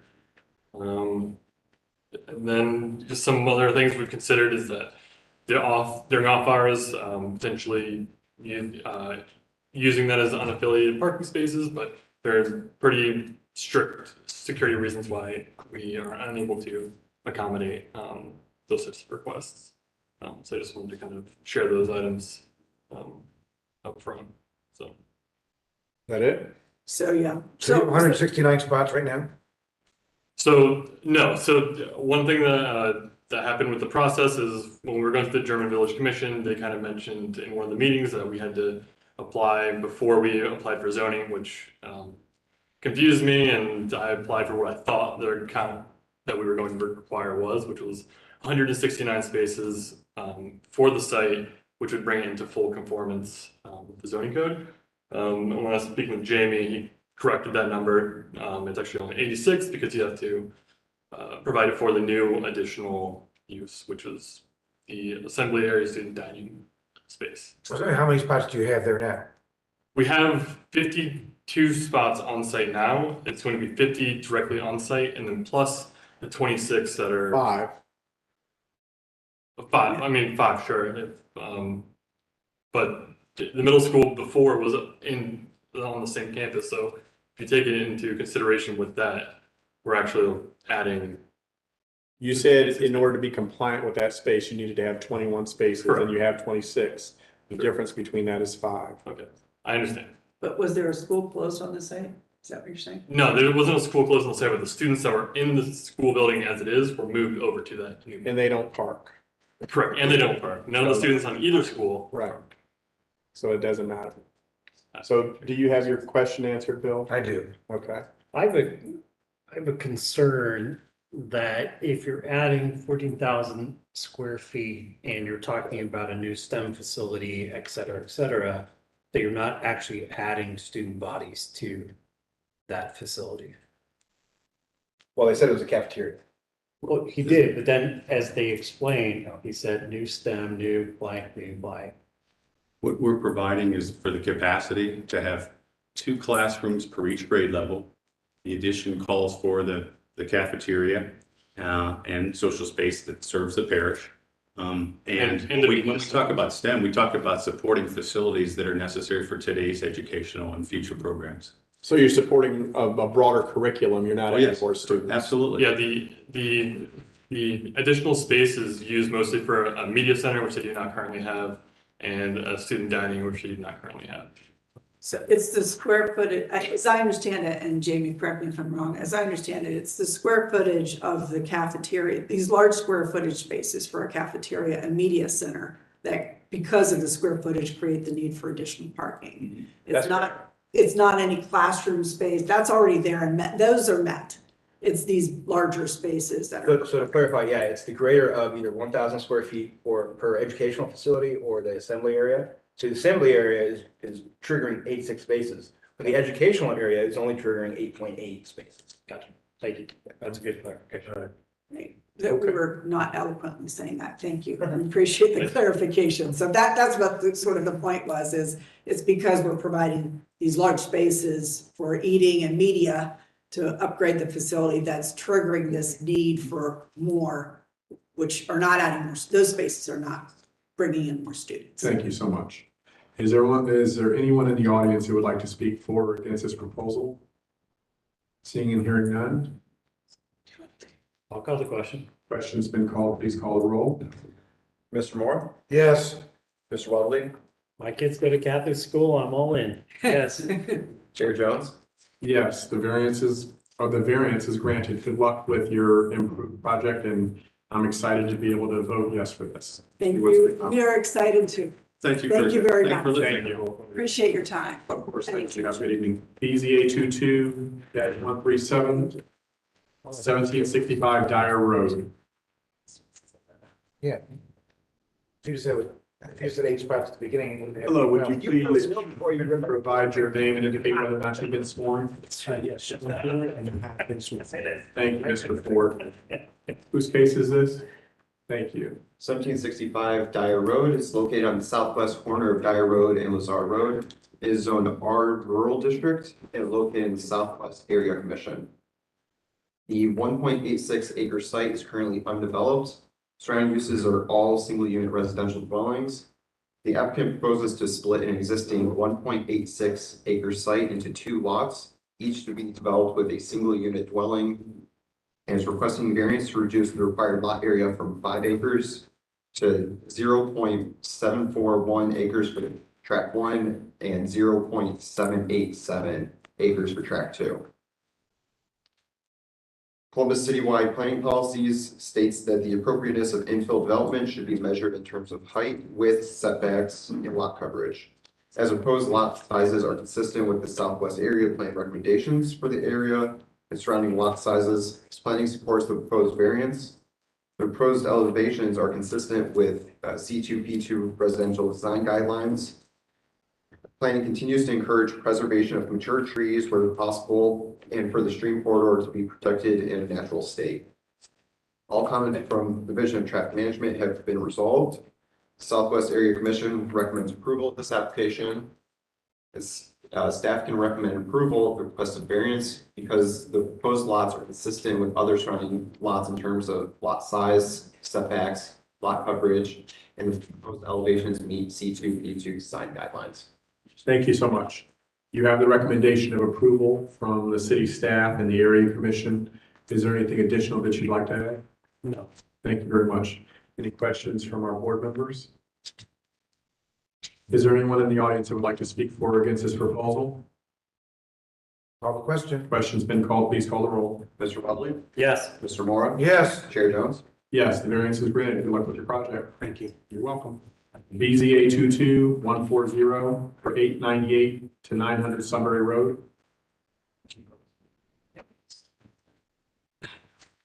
You had no person about the country.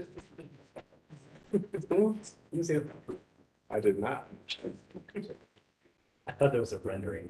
Would you please indicate your names and whether or not you've been sworn? Yes, Gladys Maricel Alvarez Jones. Say that again? Gladys Maricel Alvarez Jones. Okay, thank you.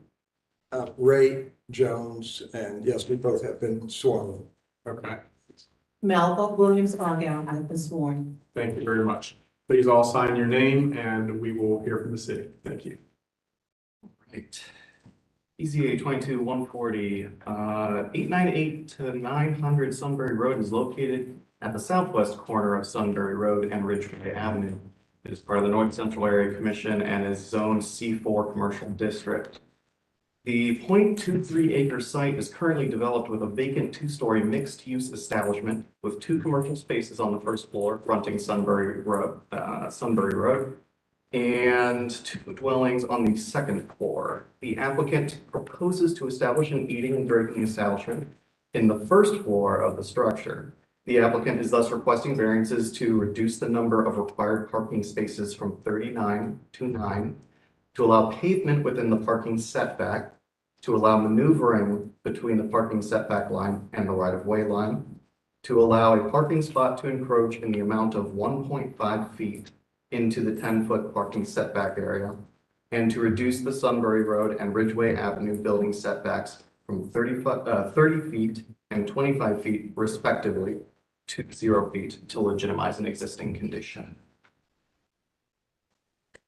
Planning is in full support of this proposal. The revised site plan identifies a parking lot screening to the north and east utilizing opaque non-chain link fencing as well as planter boxes to provide a landscape buffer between the patio and Sunbury Road. Staff continue to recommend removal of the gate as well as consultation with the city forester as to the feasibility of street trees on the Sunbury and Ridgeway frontages, but do not condition support on these provisions.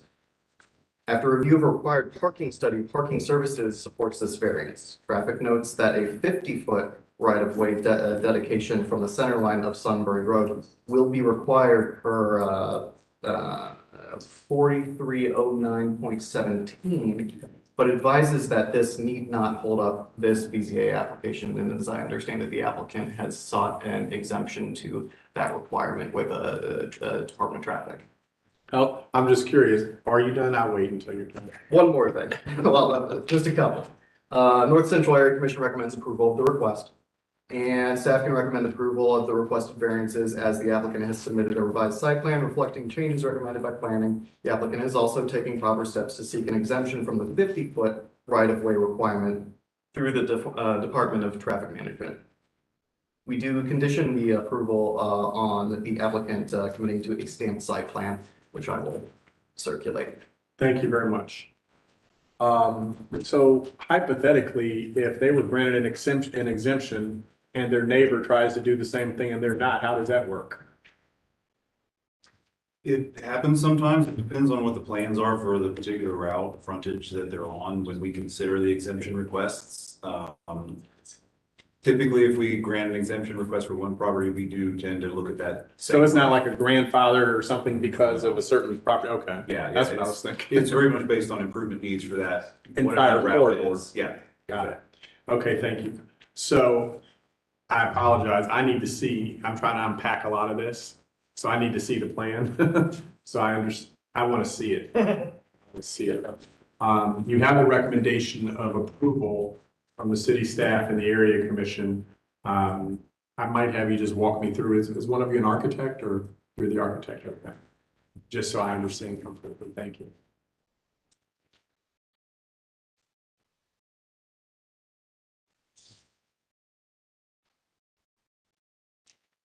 So the eating and drinking establishment, that's what this whole thing is. It's not, I think what's confusing me is at first I saw what looked like container homes stacked and it looked like container homes. It may not be, but Those are parking spaces. no, these weren't parking spaces. Okay. You guys know what you have to know what I'm talking about. Oh, you got it. Was that the? It might have been another project. This one? Okay. Yeah, that was. Yeah, oh, That's what I saw. And that's what I'm trying to process here. So my apologies. That structure was not built in 1920. Okay. My thought was, that was their proposal to knock that down and build that. That's what came up as you guys were talking. I see. Okay. Apologies. No worries. Okay. Can you kind of talk to us a little bit about going from 39 to 9 spaces? Okay. Based on the parking calculations, which Dane and Jamie helped me with, the requirement was for 30 parking spaces based on the square footage of the eating, drinking establishment, the interior, plus the outside patio has a different calculation for parking. So if you combine the interior square footage of the eating and drinking establishment, plus the outdoor parking area, then that's how we get to 39 spaces. Maybe I didn't care. I'm sorry, but the whole building, I apologize. Also, Jamie had advised that we had to take in consideration the 2,000 square foot of the whole building, first floor and second floor, even though we were only renovating a quarter of the building, 1 unit on the first floor. So that's how we get to the total of the 39 for the entire building plus the outdoor parking spaces. So my apologies. I do understand the requirement, the calculation. I'm asking you to help me understand why we would approve this. Why is it justified? Oh, why it's justified is because the parcel is landlocked. There's not enough square area of the property to accommodate, and this is an existing building, not new construction. So we heard a project this evening that's not dissimilar in a lot of cases, and they are providing parking because they're acquiring another lot. This is, I mean, it could be a big ask to somebody, right? So I'm just asking you to kind of walk us through why we would do that. I might want to add to the board. This is an area that has had maybe 10 to 15 more parcels and lots of houses surrounding on East Fifth Avenue and its other surrounding areas. There was once a restaurant in this same facility where we're asking to put a coffee shop in. There was never a problem. We did the parking study, getting up 5 o'clock in the morning and doing what we had to do. Although it only asked for 2 or 3 days, we did literally 6 days worth of it. All the hours that we would have been open or even for business, there were hardly any vehicles anywhere in the immediate facility of our future establishment. But there were 15, maybe 20 homes in that area that over the years have been torn down along Fifth Avenue and as I said, the surrounding areas.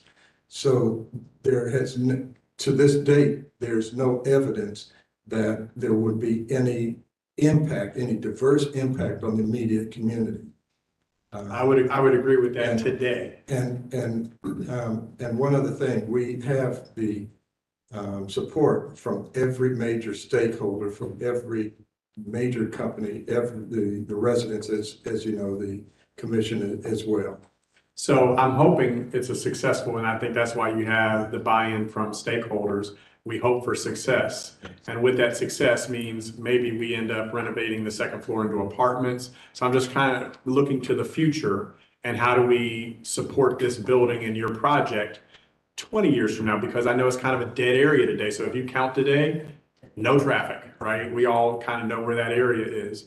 But 10 years from now, 20 years from now, I don't know, we probably won't be having this conversation, but we hope it's a thriving community at that point. And now we have everybody parking here, everybody wanting to come here, and you've renovated the second story into apartments. So you've added 4 residences there. So the need for parking is much greater. So I'm just trying to look forward, since this is a permanent decision that we'll make here. I'm trying to look forward to see how do we solve that? How do we justify approving this today for the future? It was a very good point, and I'm glad you raised that point. The second floor was considered in the numbers as well. So the entire building, the only thing it could probably be, we don't know what we will do with the second floor, but it's only 2 residential, at least zone residential at this point. But that total number was part of the total ask. Right, and that's why I'm saying that she's saying it's not being done today, so there's no real need for it today. We're asking for the need, but there will be in the future. So I'm just, and I won't belabor this. Thank you for going through it. I'm just trying to look forward to say, when you're successful, hopefully even 5 years from now, and the place is bustling and everybody follows you and lines up Fifth Avenue, or where are we? Sunbury Road? Sunbury Road. Yeah. And that becomes successful. Now we got a parking issue. Now we got a new short north on our hands, right? That's a good thing to have. And I'm just trying to predict it in the future. Is there any comment from Right now, no one's living in the apartments? Well, no, it's vacant. It was a boarded up building. It's been boarded up for many years, although it was used by us for building materials because we own the real estate. And so for many years it was boarded up. It was next door was the CTI building, Columbus Technical Institute, which is now Columbus State Community College. And so one of the great impacts of what we're doing, we've kind of become that Phoenix in the area. We're just the thought that what we're doing, we're getting ready to sink quite a bit of money into an area that is a food desert. The only thing in that immediate area is a Wendy's. And so we're getting ready to solve a major problem. What we're about to do and the amount of money we're about to sink in is already started, spurring development in the interest of investors coming. And that's what we're worried about. You are gonna start other stuff. For residential. Yeah, right. So if people wanna move, if you renovate the second floor and you have 2 residents in each apartment, each of them have a car, where are they gonna park? Well, that's what I was saying. At this point, number of the homes on Ridgeway actually have garages in their back.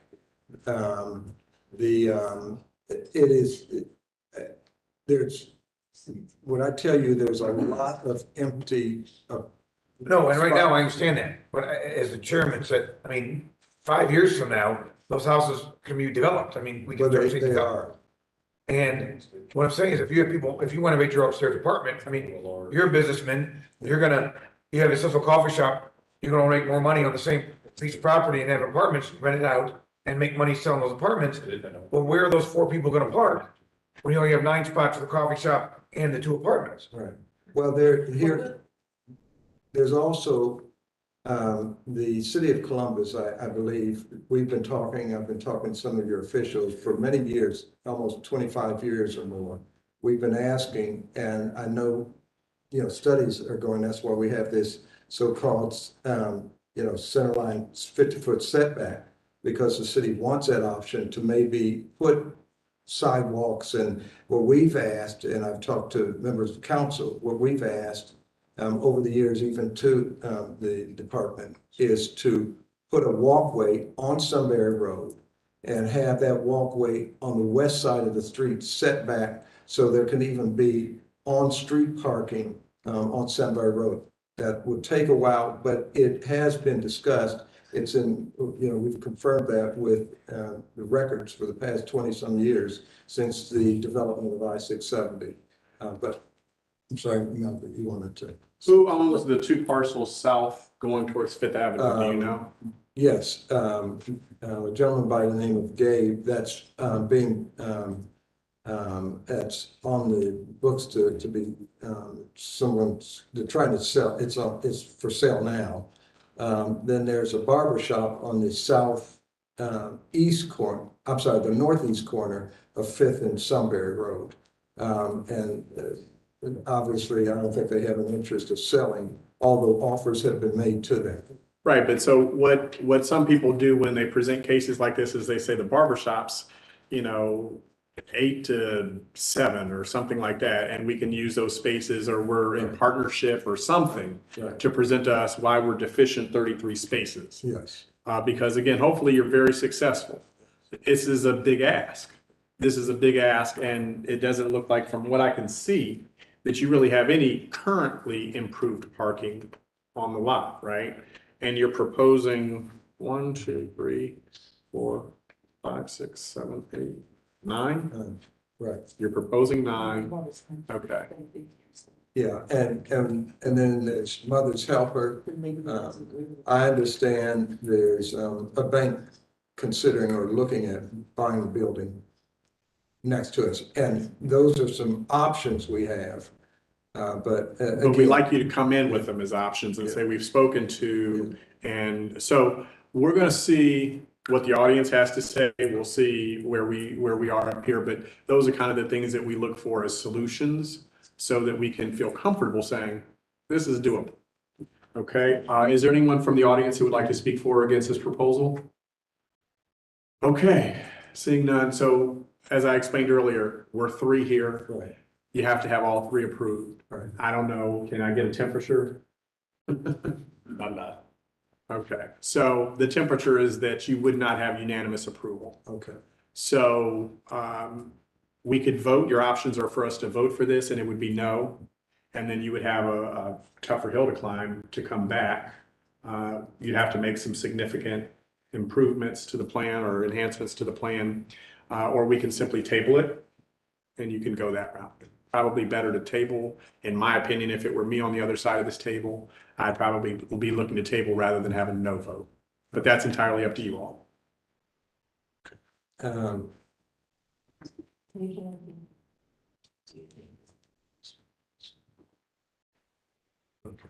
Okay, I'll have an agreement next time. You'll have it.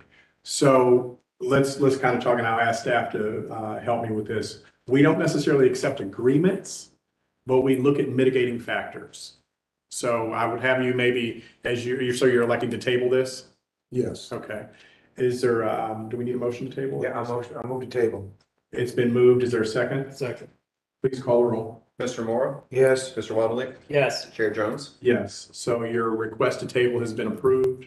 I'm going to defer you to staff at some point when you come to represent, or excuse me, as you're discussing it, the best path to kind of maneuver with the, So you say you don't consider when someone presents a contract agreement with a party to have that additional parking? I think we're precluded by, weren't we precluded? We were getting those 5 years ago, and then we said, Well, the only issue is they're not enforceable, because we thought Division of Traffic Management was enforcing them, they thought we were, or we thought Copeland was. So, yeah, you can sign a year lease agreement, but after that year lease, if it goes away, there's no one saying, well, wait a minute, this parking is now insufficient because it was conditioned on. So what would, agreement. what would I, from a document, I mean, other than showing it on a site plan, what from a technical and legal? I don't think it would be legal. I think it's more our feeling. If you went to the barber shop and said, we have this agreement and they work at this hour and you work at this Well, hour. I could go to Shepherd School. I mean, they've got all the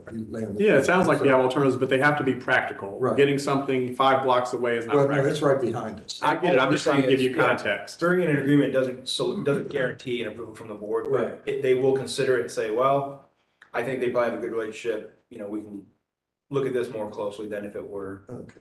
5 blocks. Not a Yeah. problem.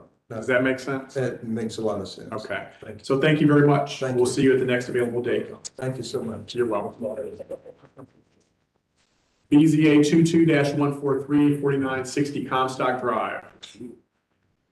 Remarkable that I thought this meeting, you know, normally I'm banging through these cases, but I feel like it's taken me a long time today. We had high hopes. I know, I'm so sorry. Good evening. Would you please provide your names and indicate whether or not you've been sworn? My name is Chris Brandt and I have. My name is Barbara Vermillier and I have been. Thank you. Would you please take your time to sign in? And I will see who's giving us this case. Thank you. All back to back tonight. Right. All right, so 960 Comstock Drive is located on the north side of Comstock Drive, approximately 575 feet west of the intersection of Comstock Drive and Lisbon Avenue. It's part of the Greater Southeast Area Commission and is zoned SR Residential District. The 0.16 acre site is currently developed with a single unit dwelling. The surrounding uses are similar single unit dwellings. The applicant proposes to convert an existing attached garage to ADA accessible living space. The applicant is requesting a variance to reduce the parking setback line from 25 feet to 18 feet to allow for parking in the driveway. The Division of Traffic Management has no comments.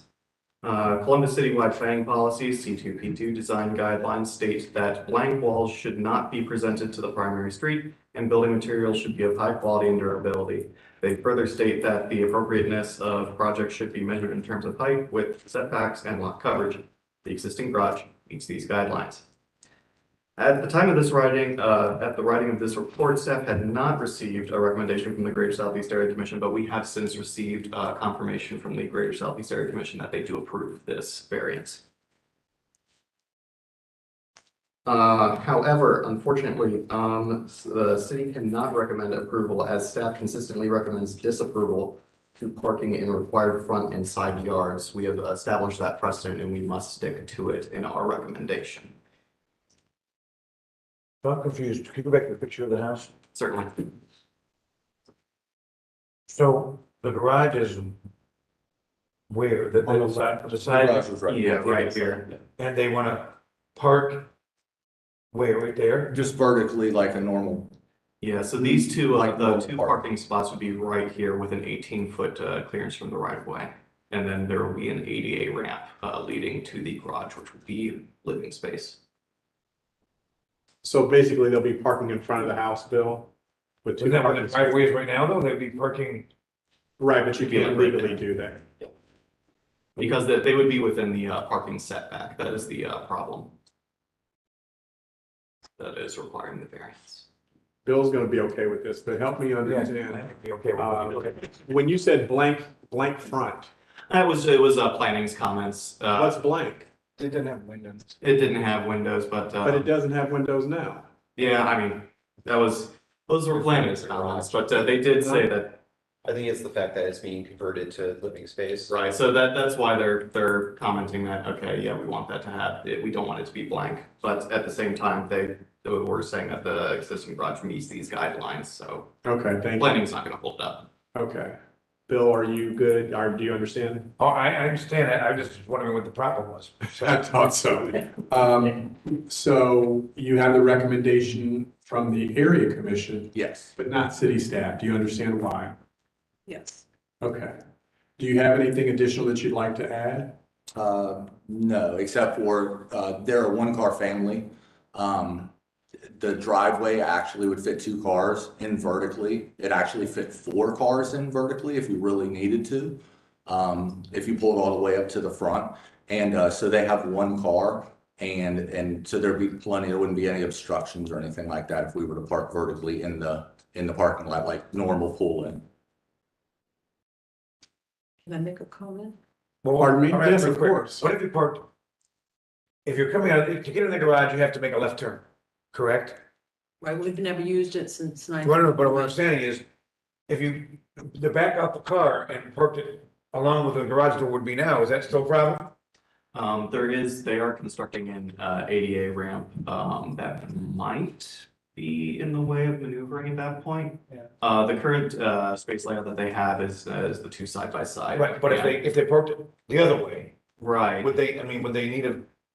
would they Yes, they violate- still need a variance. As long as if they're anywhere in front of that garage line, between the street and the garage. Right. Well, it looks like they could park a car horizontally in there. They're using the garage as habitable space. No, I No, understand. we've never used it. I'm sorry. No, I understand, but I mean, You can't fit a car there. You see the link, the description there, okay, link like, roads? I don't have a problem with it anyhow, so I don't want to ask you a question. Well, and not that I have a major problem with it, but it's the precedent that we set. If 3 more people want to do it, I've been trying to set that precedent for 2 years now. it's a little different. Is there anything additional that you'd like to add right now? No, the only thing is she's trying to get her granddaughter, which is handicapped, and that's why we're trying to do this. Sure. Is so she'd be able to get custody of her granddaughter. We truly have an appreciation for that. We're just balancing the interests of everyone. Is there anyone in the audience who would like to speak for or against this proposal? Okay. So I'm worried that I'm gonna be the only yes vote. Okay. Well, with that being said, I'll call the question. well, wait a minute. Sorry. Are you a yes vote? I am. You are? Yeah. So it's on me. Do we get our? Granddaughter in 88. So the applicant. Did you have a question? I'm sorry. No. I'll wait for you guys to. I said, if there's 5 of us here today, you might get 3 votes. But our chairman is consistently, like I said, we kind of get arguments about this because I've always been for it and he's kind of always been not been for it. Yeah, I don't think I would vote yes for this. And it's for the precedent reason. You know, I understand you have special circumstances. I can't really take that to the person 3 doors down when they say that, right? They're gonna say, well, you did it over here, why wouldn't you do it over here? So I'm a consistency sort of guy. So with that being said, as we explained to the earlier case, you won't likely have a unanimous vote of approval. Do you want to consider, okay. Is there a motion to table? I'll motion to table. It's been moved. Is there a second? Second. Call the roll, please. Mr. Waddley? Yes. Mr. Mora? Yes. Chair Jones? No. I'm sorry, yes. No for the variance, but we'll get to that later. So you are tabled to the next available hearing. Okay. Okay, thank you so much for coming in. Absolutely. It's not a no, right? Just get you to the next level and see what we can do. Thank you, sir. Thank you so much for Thank being you. here. We're gonna take a quick break, for 5 minutes. You might need more than 5 minutes. I need the ramp. Yeah, sit the chair. We have a whole new I do. Yeah, I could put my dad's wheelchair up if you needed it. Maybe we'll get you a hover around. Do they still have those?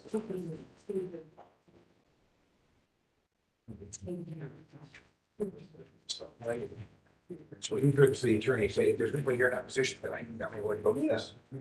I think that's totally fine. Like I said, they err on the side of caution. Right, no, if there is opposition, then I won't. And for me, I'll explain that in. it's more the. Right, I'll explain that in.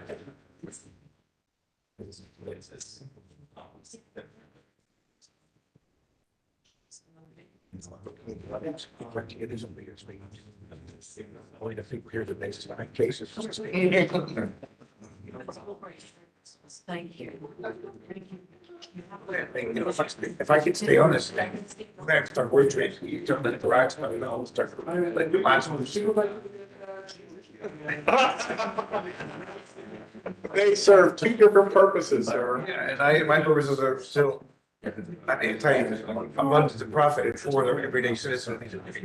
Right, but when you think about, and that's what I want you to open your mind to, when you think about the population growth that Columbus is going to have. Yeah.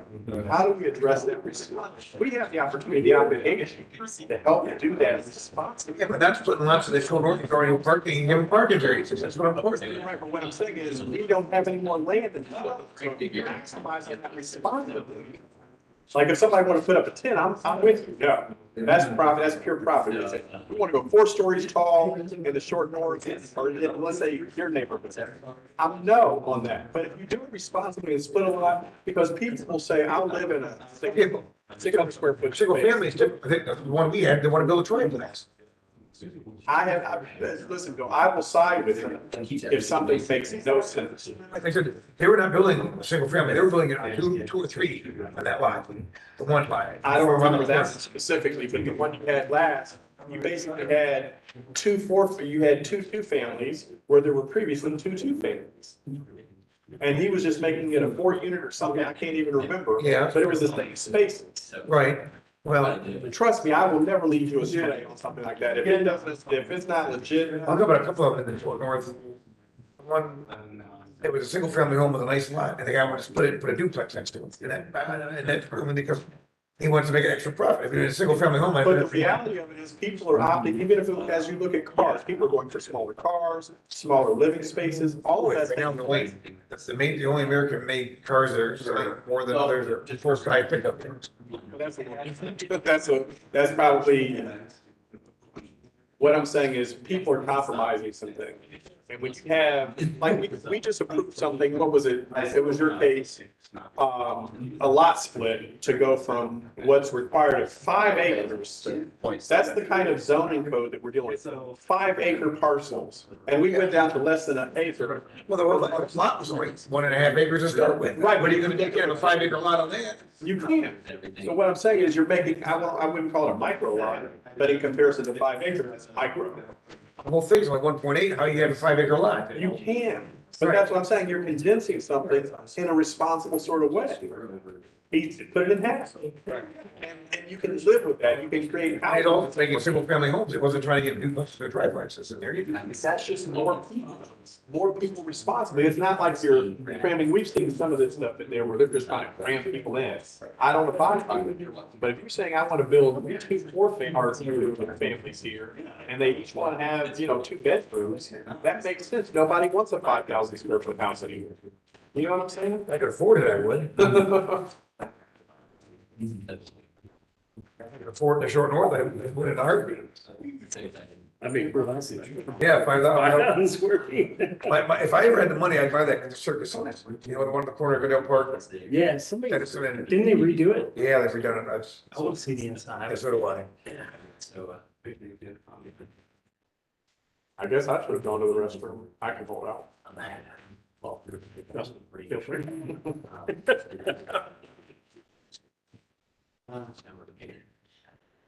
Yeah, my phone called her. I didn't have to run over. So Was he weighing in on something? Yeah, I actually, well. Like, the underlings, really, they call them. I did that too on the last guy that we were talking about, the affordable housing piece. Right. And I was like, well, it just makes sense. Let's talk to him. And they were like, oh, don't talk to him. Why not?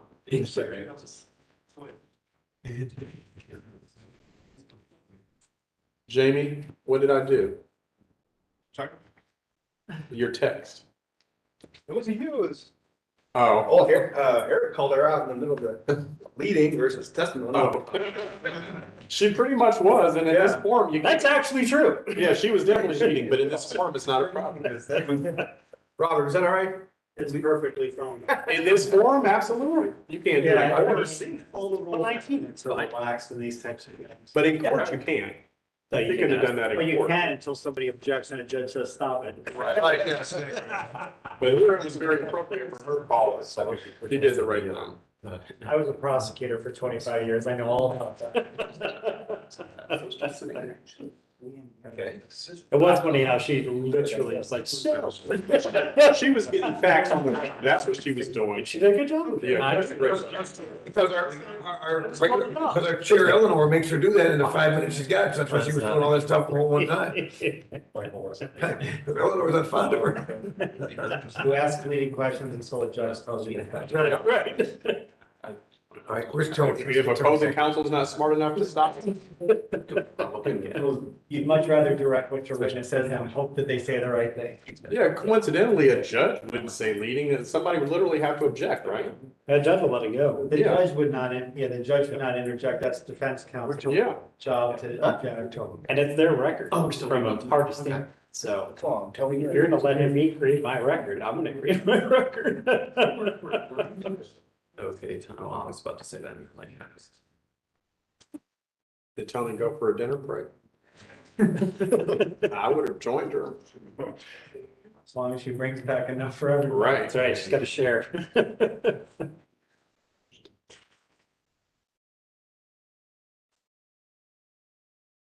We finally get like an on text one. That's not it. Yeah. Bill, I haven't gotten my invitation to your swearing in. In the State House? Yeah, I only get eight spots.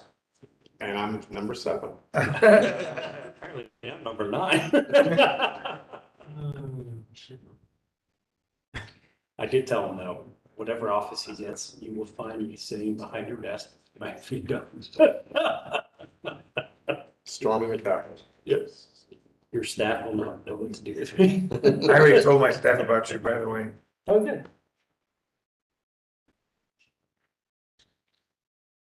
All right, can someone go get Tony? I'm gonna text her right now. If Ludwig can crutch all the way to the bathroom. Yeah, really, that's what I'm saying, have you been there and back?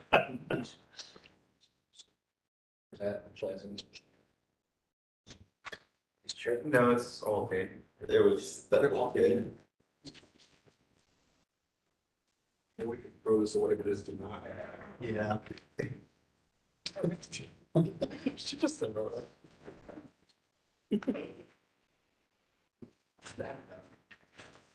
Yeah, like his sort of later. Yeah, to pick up his luggage.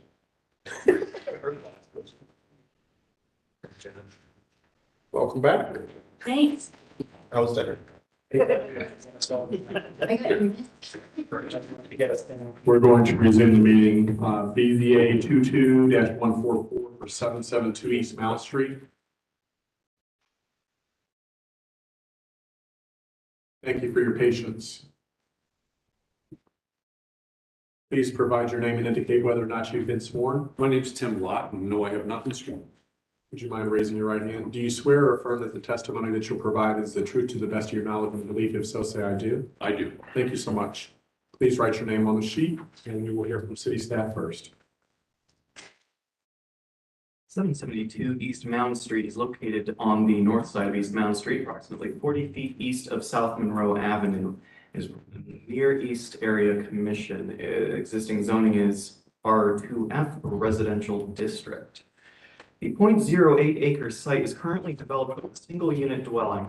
Surrounding uses are a mix of single and multi-unit dwellings with a medical office complex and a utility substation to the south. The applicant proposes to construct a detached garage at the north end of the property. The applicant is requesting a variance to reduce the minimum required side yard from 3 feet to 6 inches in order to allow the construction of the proposed garage. Planning supports the proposal, but encourages alterations to the south elevation to include single garage doors. The Near East Area Plan recommends 2 or 3 single doors should be used instead of 1 large horizontally oriented door. Therefore, planning supports the proposal while encouraging the use of single garage doors, but does not condition support on this request. All comments from the Division of Traffic Management have been resolved, and the Near East Area Commission recommends approval of this application.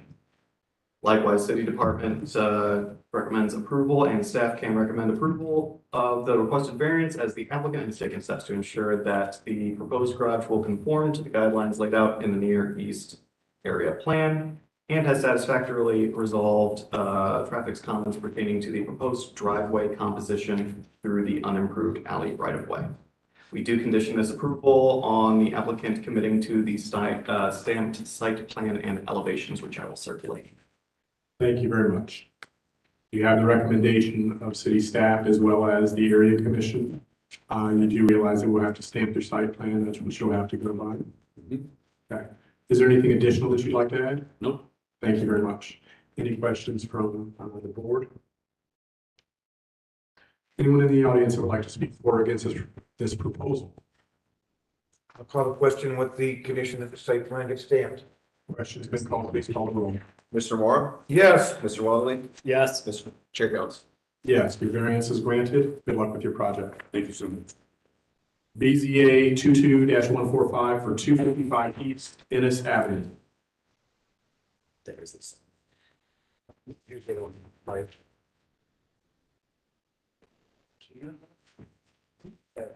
I know you have been sworn. Please provide your name for the record. Andrew Wapner with New City Homes. Thank you, Mr. Wapner. Whose case is this?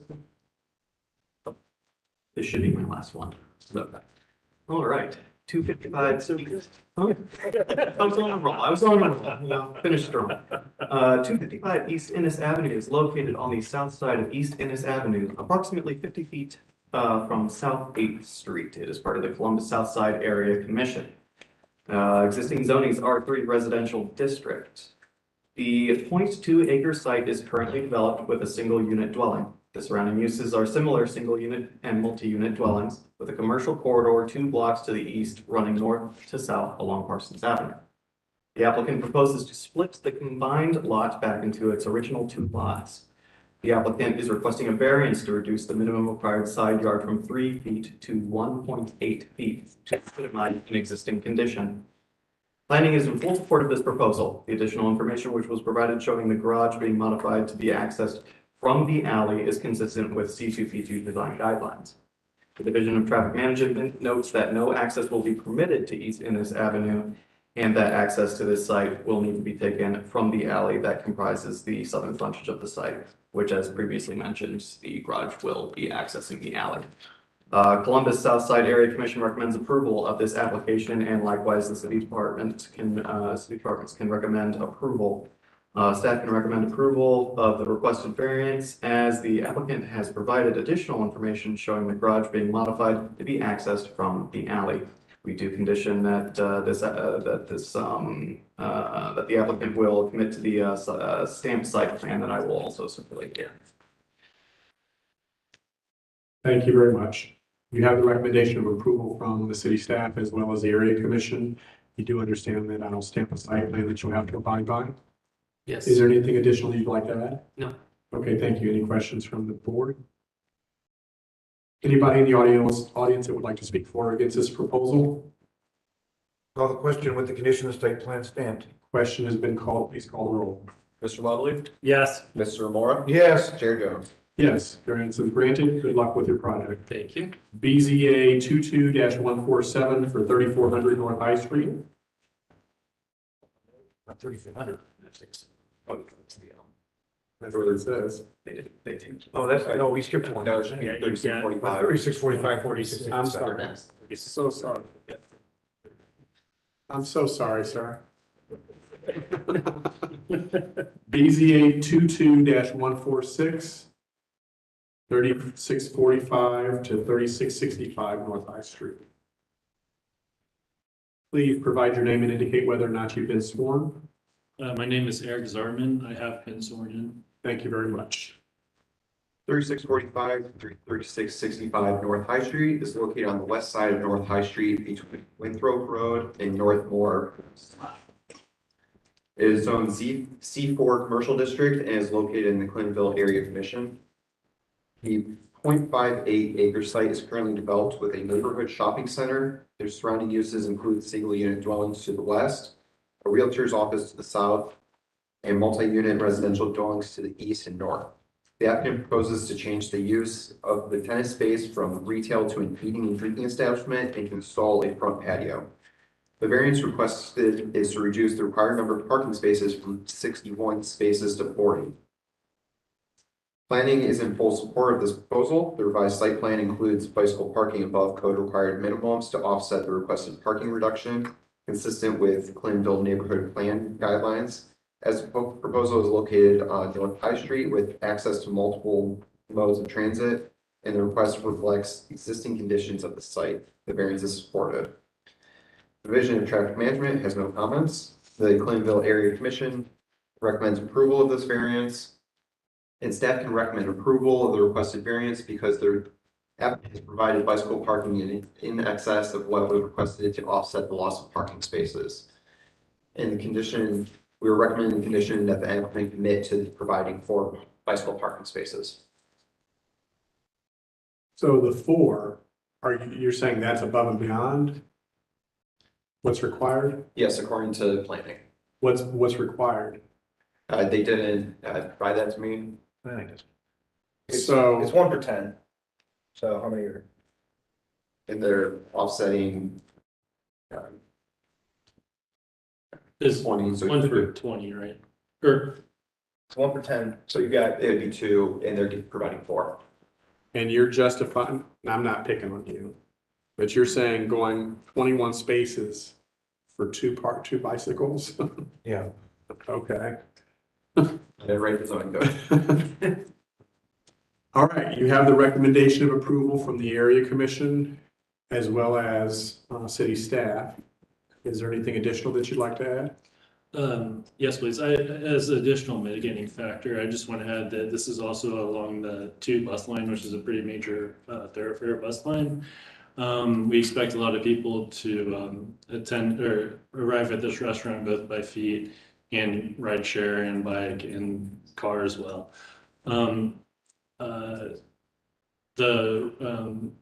We're filling in there's 3 tenant spaces here and a bank left middle space, and that's what our intent is, to fill with a restaurant patio.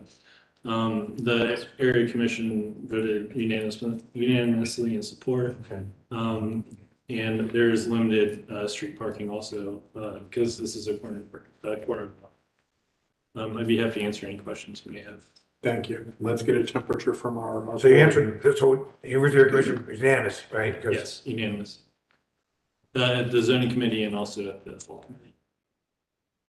As you know, I am about parking in Clintonville. Yes. I have a question.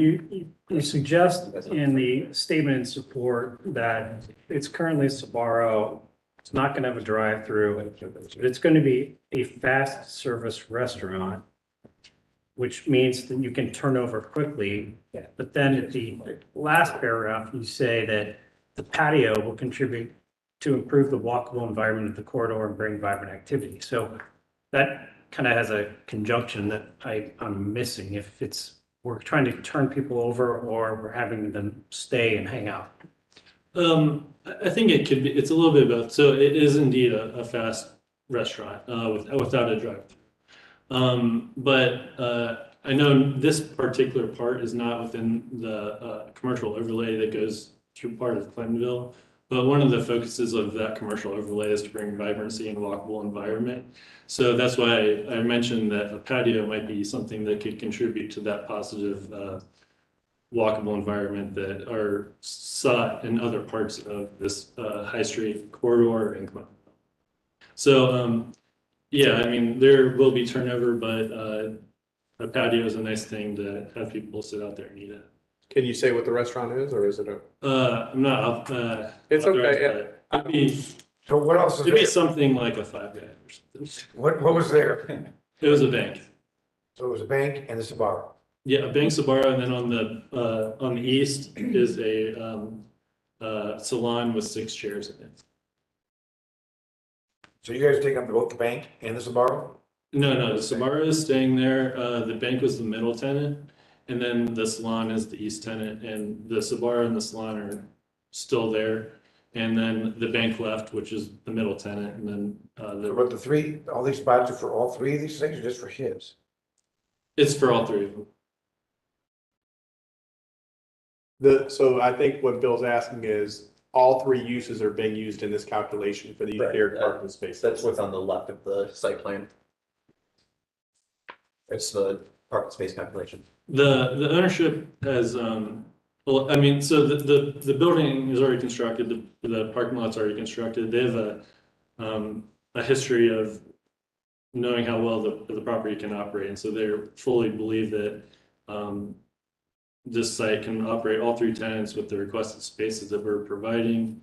And in the event that it can't, then people will not be shopping at these restaurants or something. And Sbarro still gonna be a drive-through though? Yes, there is a drive-through. I think it's wrong state. Says the town. Yeah.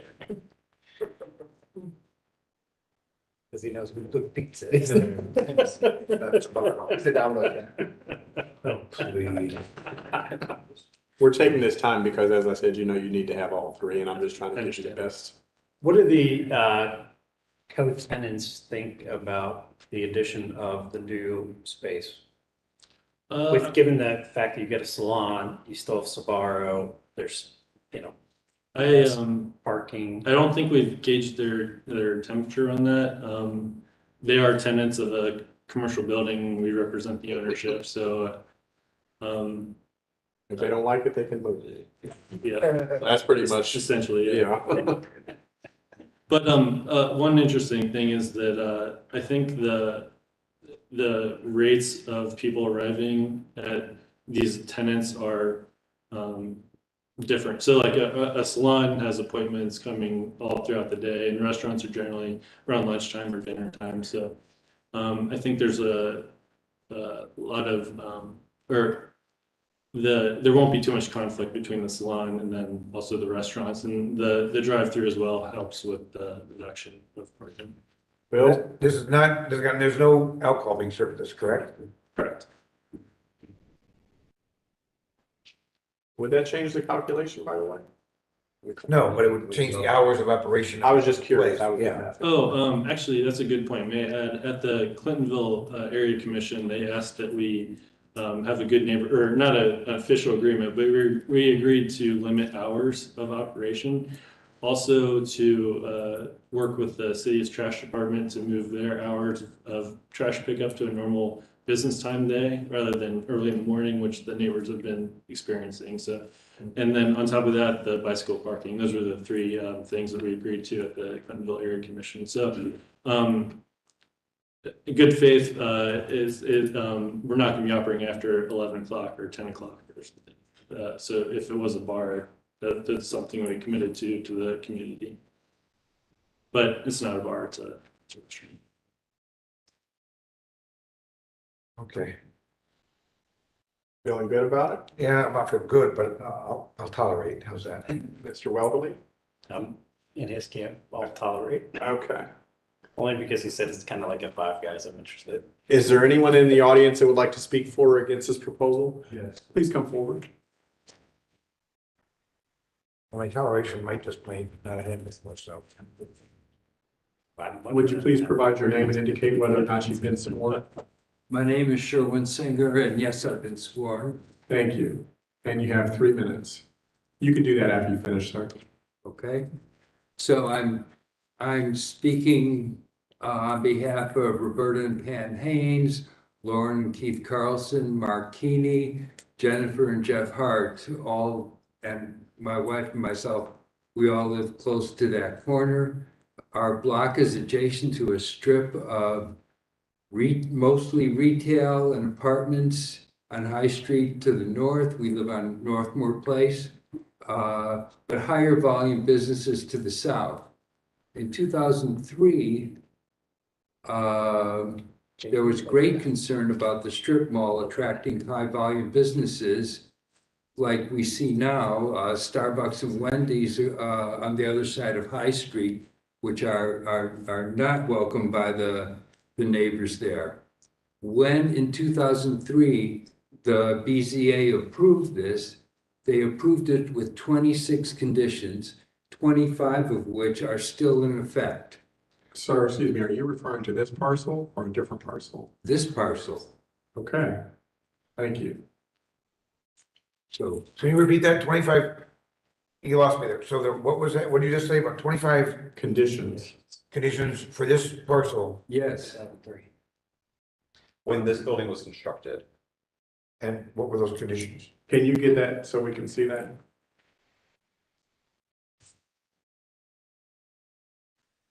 okay, so trying, do I have time out for that? Yeah, you won't be, that won't be counted against you at all. Thank you. Of course, any questions we have, ask won't be counted against you. Okay. So what, I'm gonna ask, so this already got reduced parking from 80 to 40. So how are we going from 61 to 40? New calculation. Well, that. How would it be less? It should be more. Maybe I can explain. Well, we'll let them do that. You continue on with your part, sir. Okay, so the restaurant that was going in at that time was a Caribou Coffee. And one of the 26 conditions is that the drive-through be used for coffee only, because, you know, my word, the last thing we wanted was a burger joint on the corner. And by the way, in front of the Clintonville zoning subcommittee, it was made clear, this is a Five Guys. In 2015, Sbarro applied for a variance. So to switch from coffee to pizza, and that's a low volume operation.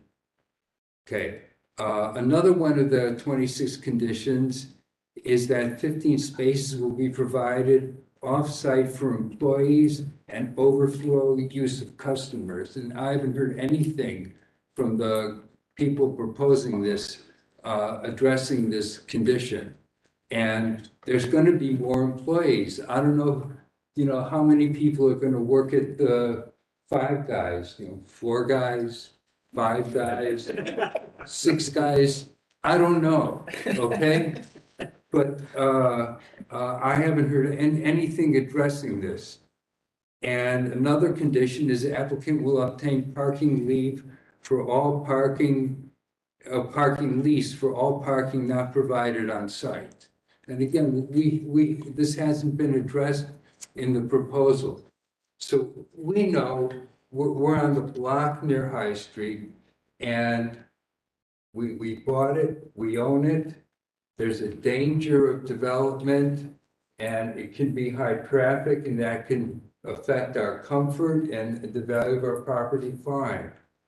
But, okay, these guys bought a property and it was zoned for retail without the parking variance. They bought it, okay, they own it. And I think they should keep to the agreements dating back all the way to 2003. So thank you very much for that. I can't speak to all of that right now, but I would say if there are conditions, code enforcement can apply those conditions, and you can take that up with them. I would also ask you very specifically, the change in use. The bank has employees presumably, and the bank has transient traffic presumably. Are you suggesting that this is going to be more impactful? Yes. Okay, like, can you give me an example? Because some of the comments that you made about Starbucks, et cetera, I know the neighbors, immediate neighbors may not appreciate it, but the neighborhood does. So those that are closest to this are impacted the most, and we have an appreciation for that. But can you be more specific? How do you think this change in use is going to adversely impact you? I think it's going to involve more traffic, more use of parking space. It's it, you know, people are not, some people are gonna come in and out, some people are gonna hang on the patio for a while. So that would be seasonal. Well, let me ask this too then. Is there any business, both retail or restaurant, that you would not oppose going into that space? I can think of almost any retail would be preferable. So people that are to go into like a Bath and Body Works and spend 45 minutes walking around buying candles is better than getting a cheeseburger?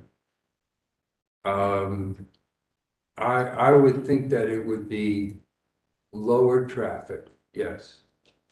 I mean, you know. It's fair. I'm just asking the question. I appreciate it. Okay. Thank you very much, and you can sign your name now. Is there anyone else who would like to speak for or against this proposal? Okay, we'll kind of contemplate this as a board. But again, I would encourage you, sir, to look at, we're going to provide you back with your list of conditions, and maybe you have a conversation with code enforcement. I think that, you know, we have conditions for a reason, and they are to be upheld. And, you know, we saw examples, you're a prime example of how we talk about making a decision on one day and how it can impact the future. So we appreciate your sharing that with us. We can't go through all of that now, Phil, but what's your appetite? Still the same? No, my appetite's changed. Okay. And of course, we're going to have Mr. Barthman to kind of talk about that. So you've heard some comments. Yes. We do believe that you will not have a unanimous vote up here. So May I respond to this? you absolutely can. I just wanted to give you that sure. so you could, please do respond. So the variance mentioned was from 2003, and it was under different circumstances. It was a variance from 81 parking spaces down to 40.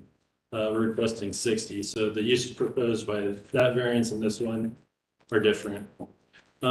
The conditions, there are a lot of conditions, and the reason we're asking for this variance is because some of those conditions can't be met. And particularly some that were mentioned, this board mentioned a couple cases ago, can't be enforced, off-site parking, stuff like that. As I said earlier, the operator of this property has a good sense of how the property works and thinks that all the customers and employees can be accounted for with the parking provided on the site. Well, let me, was the owner in 2003 the same current owner? No. That was a Metropolitan Partners, and this is a Clintonville. But your clients bought the parcel understanding that, and I apologize, it's gone now, but that the drive-through can only serve coffee as a condition to the variance? That must, I wasn't representing at the time, that must have been the case because they came through apparently with another variance request to change that, which was granted. I do want to reinforce that it was a unanimous vote at the area commission. We fully believe that our proposed uses can, work here. There's mitigating factors with being on a bus line, commercial corridors. I know it takes a bus to get a hamburger. Yeah, some people do. It's also a walkable commercial corridor environment. So, that does make it. yeah. The planning departments and support traffic department had no comments. But we all know what I think about our traffic department. Okay, let's go ahead and wrap up for me. I'm wrapped. Okay, thank you. Your opinion still unsupportive? Yeah, we're gonna table this. Okay, well, it's up to the Okay. applicant. So you have the option. We can table this or we can vote on it. Yes, Chair, I would please request a table. Okay, is there a motion to table? I'll motion to table. Second, it's been moved and seconded. Please call the roll. Mr. Amora? Yes. Mr. Weatherly? Yes. Chair Jones? Yes, it is approved to table. Thank you. Now, 3400 North High Street, BZA 22-147. Sorry for the premature call earlier. Please provide your name and indicate whether or not you've been sworn. This one is Steve Hutchison, I'm the property owner at 3400. Tim Kaskuski, Fashion Design, Architect, sorting. Okay, thank you very much. 3400 North High Street is located on the southeast corner of North High Street and East North Broadway. It is Zone C4 Commercial District and also located in the Clintonville Area Commission. The 0.41 acre site is currently developed with a 4-story office building and associated parking.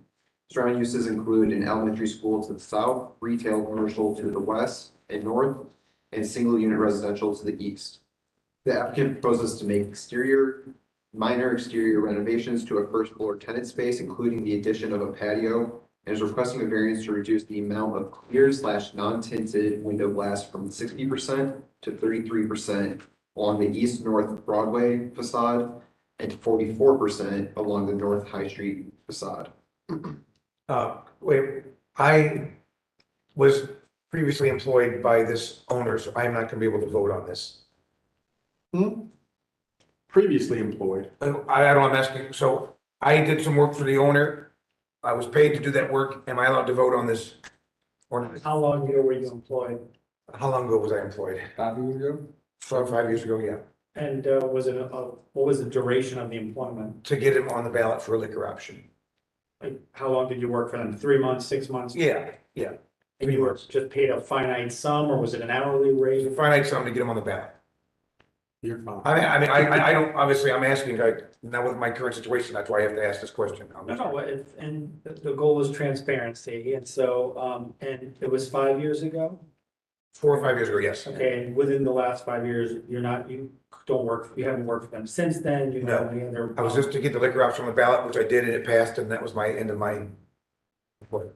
Yeah, and you're not benefiting financially or anything like that? No. Yeah, I think you're fine. Okay. Is any part of this business something that he would potentially work for you again? I'm sorry? Is there any portion of this business or this building, an opportunity for him to work for you Not at this again? time. We put the, on the ballot, that corner was dry and we had to get it wet before we. This corner? Yeah. Yes, Clintonville is 4 corners. Each corner is in a different precinct. That might change things just a little bit. So. Well, it's wet now. It's wet now. But the liquor option passed. That's what we hired him for, to get it on the ballot so that they would, vote on that. And that was, I believe it was in the fall of 17, and it passed at 86% to the public, after it went on the ballot. For this corner specifically? Yes, that the Clintonville specifically by address. You put the property address on the Pacific property to get it wet. That's, that corner is on 4 precincts, if I remember right. Correct. You had Kroger's that got wet at one time, you had Pizza Hut on the other corner. You have a bank over the next corner, but it would not go wet, but we are wet now. Thank you. Yeah, I'd say that would change the calculus, because you're talking about now the same location for which he did the work. Even though he didn't maybe know at the time that this would come up, it's here now. Yep. And my opinion would be to err on the side of caution. I agree. Thank you so much. I apologize. I just got elected to state senate, so I. So again, this is no fault of your own, and I don't even have a quorum to vote to table it. You probably could do that if he recused himself. It wouldn't affect the quorum for a vote. I think it will, but I'll just. Let me think about it for a second. Take your time. Could we? And it doesn't require okay. So what we would do is we would postpone you to the nearest opportunity. And again, we'd have to massage a little bit because he should never vote on this. So we'll need to make sure that we have a quorum for you specifically to be able to participate, and staff would be able to help manage that for you. Does that all make sense? I should have looked this sooner. I apologize. Does what I'm saying make sense? And you understand why we're doing Oh, I this? understand. It's just that this was a minor change to the project. I get it. We shouldn't hear the case, sir, because again, it's just not appropriate. We're happy I'm trying to do the best thing for you. Is that okay?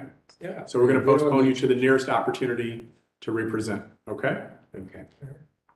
All right, thank you both. Thank you for your time. Sorry to have you waiting. And thank you, Mr. Tobias. I'd say the recusal would not, you could still vote. If he recused himself, it doesn't affect the quorum for the purposes of voting to table it, but if you can postpone it, that's just a cleaner way to do it. Yeah, thank you so much.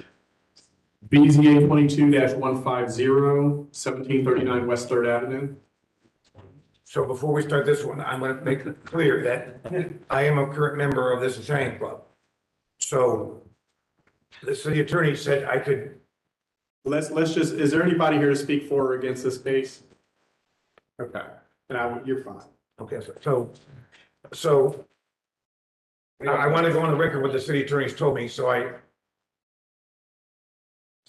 Tony has noted it. so it's noted, it's on the record, so. Yeah, we Please, discussed, please have a seat. we discussed this issue prior to calling the case, and there's, based on the disclosure, there's no conflict here, which necessitates recusal, because he's a member of the club, but he's not, doesn't sit on any board of directors, he's not paid by the club, there's no plans to be made from this decision here, so he's not exposed. Thank you, Mr. Tobias. Hello, would you please provide your name and indicate whether or not you've been sworn? My name is Darren Spenciero with Myers and Associates Architecture, and I have been sworn. Thank you very much. Yep. 1739 West Third Avenue is located at the southeast corner of West Third Avenue and Westwood Avenue. It is Zone C4 Commercial District and located in the 5th by Northwest Area Commission. The 0.36 acre site is currently developed with a place of assembly, a social club, bocce ball courts, and associated parking. Surrounding uses include a brewery to the west, single unit residential to the north and south, and a salon and an attorney's office to the east. The applicant proposes to demolish an existing storage structure at the rear of the property to allow for the construction of a single-story addition. Variances are requested to reduce the required number of parking spaces from 28 to 17, to reduce the parking setback from 10 feet to 0 feet, and to not provide additional parking lot landscaping and screening. Planning is in full support of this proposal.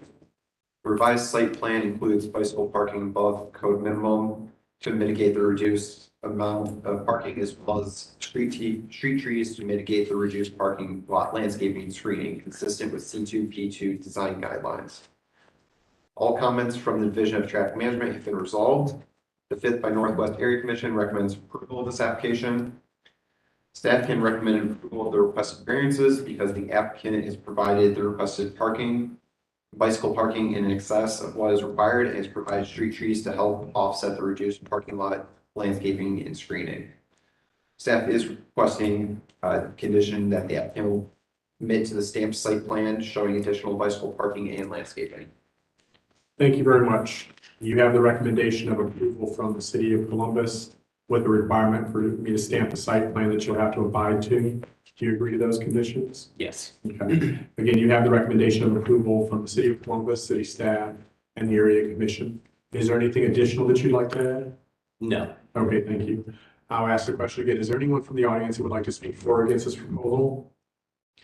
Any questions from my colleagues on the board?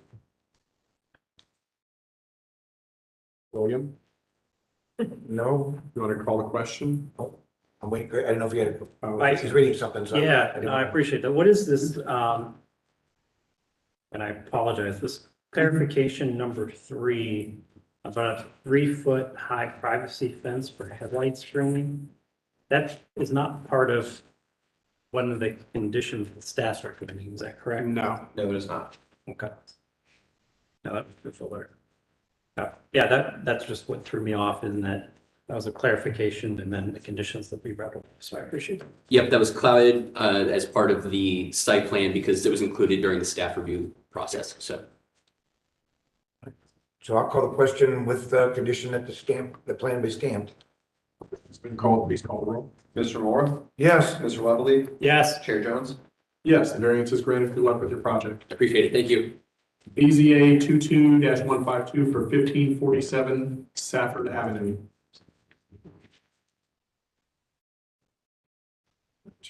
You have a recurring role here. I agree, yeah.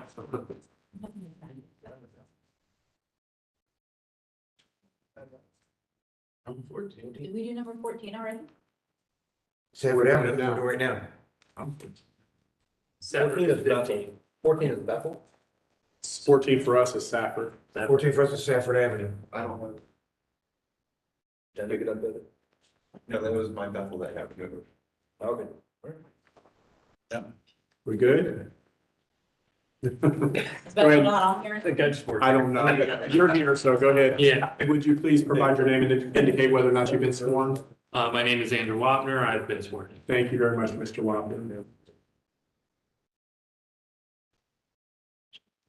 I'm sorry. 1547 Safford Avenue is located on the south side of Safford Avenue, approximately 120 feet west of Porter Street. It is zoned R4 residential and is part of the Greater Hilltop Area Commission. The 0.22 acre site is developed with a single unit dwelling. Surrounding uses are primarily single unit residential dwellings.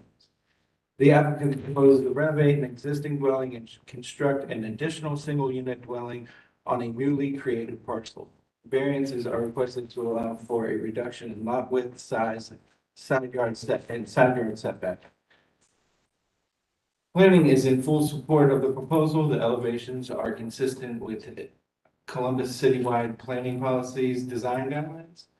The Division of Traffic Management has no comments, and the Greater Hilltop Area Commission recommends approval of the request. Staff has consistently recommended approval to reduce lot widths, lot areas, building setbacks, side yards, and increase lot coverage when the proposed development is consistent with Columbus citywide planning policy, design guidelines, and fits the design of the surrounding neighborhood. Mr. Chairman. Thank you very much. Do you have the recommendation from the city staff as well as the area commission? Is there anything additional that you'd like to add? No, just here to answer any questions. Thank you so much. Anyone in the audience that would like to speak for or against this proposal? Any questions from the board members? I'll call the question. Questions been called, please call the roll. Mr. Waddle? Yes. Mr. Mora? Yes. Chair Jones? Yes, the variances are granted. Thank you. Good luck with Appreciate this it. project, your final project. BZA 22-153 for 1220 Portland Avenue. Hello. Would you please provide your name and indicate whether or not you've been sworn? Yes, Josh Daly, yes, I've been sworn. Thank you very much. Okay, 1220 Cortlandt Avenue is located at the northeast corner of Portland Avenue and East Fifth Avenue. The site is zoned C3 commercial and is located within the University Area Commission. The 0.15 acre site is located within the neighborhood commercial sub-area of the University District Zoning Overlay. It is currently developed with a 4,730 square foot mixed-use building. Uses include a 3,080 square foot meat production area and tasting room, and a 1,659 square foot fitness club. The abutting 8,472 square foot building to the north contains Middle West Spirits, which operates a distillery and tasting room. Surrounding uses include primarily eating and drinking establishments and retail. The applicant, Middle West Spirits, plans to expand their operation into the abutting building to the south, which again is the fitness club, and proposes a change of use of the portion currently being used as a fitness club to an eating and drinking establishment. They're requesting variance to reduce the number of additional required parking spaces from 8 to 0. A bit of site history. The meadery was approved by ordinance CV 10-037. It was a council variance to allow the meadery in the C3 commercial use district. Further council variance was approved in 2019, which retained the meadery use and permitted the tasting room and adjacent gallery space within the meadery. That was approximately 1,155 square feet. And this was to be used as a nightclub, which hosts regularly scheduled live entertainment and granted a 10-space parking variance. The request carried over previously approved parking variances from, again, CV 10-037, which was 5 to 0, and a Board of Zoning Adjustment variances, BZA 16-006, which was a 6-space variance, and BZA 09-310-00200, which was a variance from 45 to 5. And now, and that proposes one parking space, a reduction of 10 required parking spaces. So to sum up, 61 total parking spaces have been varied. The University District Plan recommends that parking variances should be reviewed with consideration of the presence of on-street parking, the extent of variance requested, size and nature of use, and potential impact on adjacent residential uses. As the site is near transit within a walkable neighborhood, planning generally supports the request and recommends that additional bicycle parking beyond the code minimum be provided. This is to mitigate the parking reduction. The Division of Traffic Management has no comments, and the University Area Commission recommends approval. City staff can recommend approval as the Division of Traffic Management has reviewed the existing and proposed parking operations for the site and have no comments. Mr. Chair. Thank you very much. You have the recommendation of approval from the city of Columbus as well as the University Area Commission. Is there anything additional that you'd like to add? We've been in that, 2009 is when we actually opened up the distillery. We're really proud to be in Wyland Park, and we would like to continue to be in Wyland Park and expand the restaurant. It's been a very good tool for us on the marketing side in order to allow us to grow our brand. Within the short north, it is difficult to park. We are aware of that. Within about a 10 to 15 minute walk, there's about 325 spaces in different parking lots and a garage. And Columbus Park does operate in that whole area. It allows us to park on the street as well. Okay. Anyone in the audience that would like to speak for or against this proposal? I have one quick question. Yes. You guys have that spot, if I remember correctly, because you have some street parking across the street, and then you have a lot that's behind you, right? To the north of us. Yeah, the north of you. Yes, And that was, some of that was fitness parking, but now, Actually, no, fitness, none of that was fitness parking. well, if it was all your No, we parking. have 4 spots on Brothers Drake, which is tied to that property. And Okay. we still own those spots that are out front there. Okay, all right. You're about to say yes. I didn't say that. I got another question. So, you guys are one on Fifth, so you can't park on Fifth, can you, or can you? Not right across, well, yes, you can. Canado's is over there. You can park on the, I don't know what side that is, on the Canado's parking lot right there, or West the taco place. Yeah, you can park on that side of the street.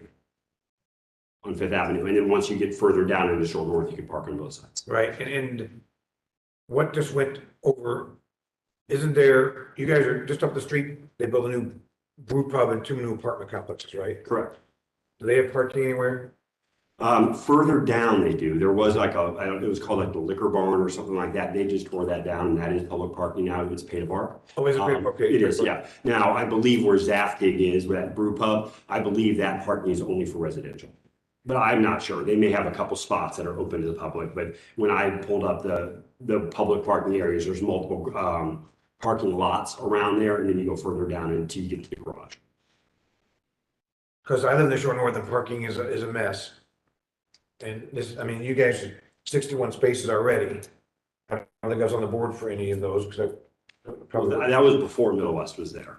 Oh, it was? So I think that context that Jamie was providing was just that, it was context. And then to follow up, they said that it's recommended that it routinely be reviewed.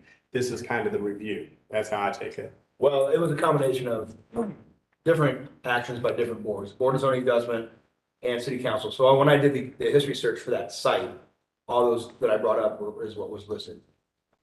So who did Middle West Spirits? You guys replaced Brothers Drake? No, Brothers Drake's still there now. Okay. Yeah, with the fitness center in between. A lot of people don't Well, realize. tonight, how did your use get in there, I guess? I'm sorry? How did Middle West Spirits get in where it is? We got in there before Brothers Drake was there. Okay. So we moved into the short north when it was pretty rough up in that Who area. occupied your space before you occupied it? What's that? Who occupied your space before you occupied It was an indoor shooting range, a taxi cab repair shop, a neon light repair shop. It was a little bit of. That was that. Yeah, I mean, so I mean, Let's get to the question. when we moved in, to give you some context, we, all the insulation on the roof, we hand scraped all that off, realizing they had multiple fires in there before we had moved in. And what was keeping the water out was all the insulation we were scraping off the ceiling. So there was a lot of repairs that had to be done. Thank you. Okay, Hal, it's another 8. I'll call the question.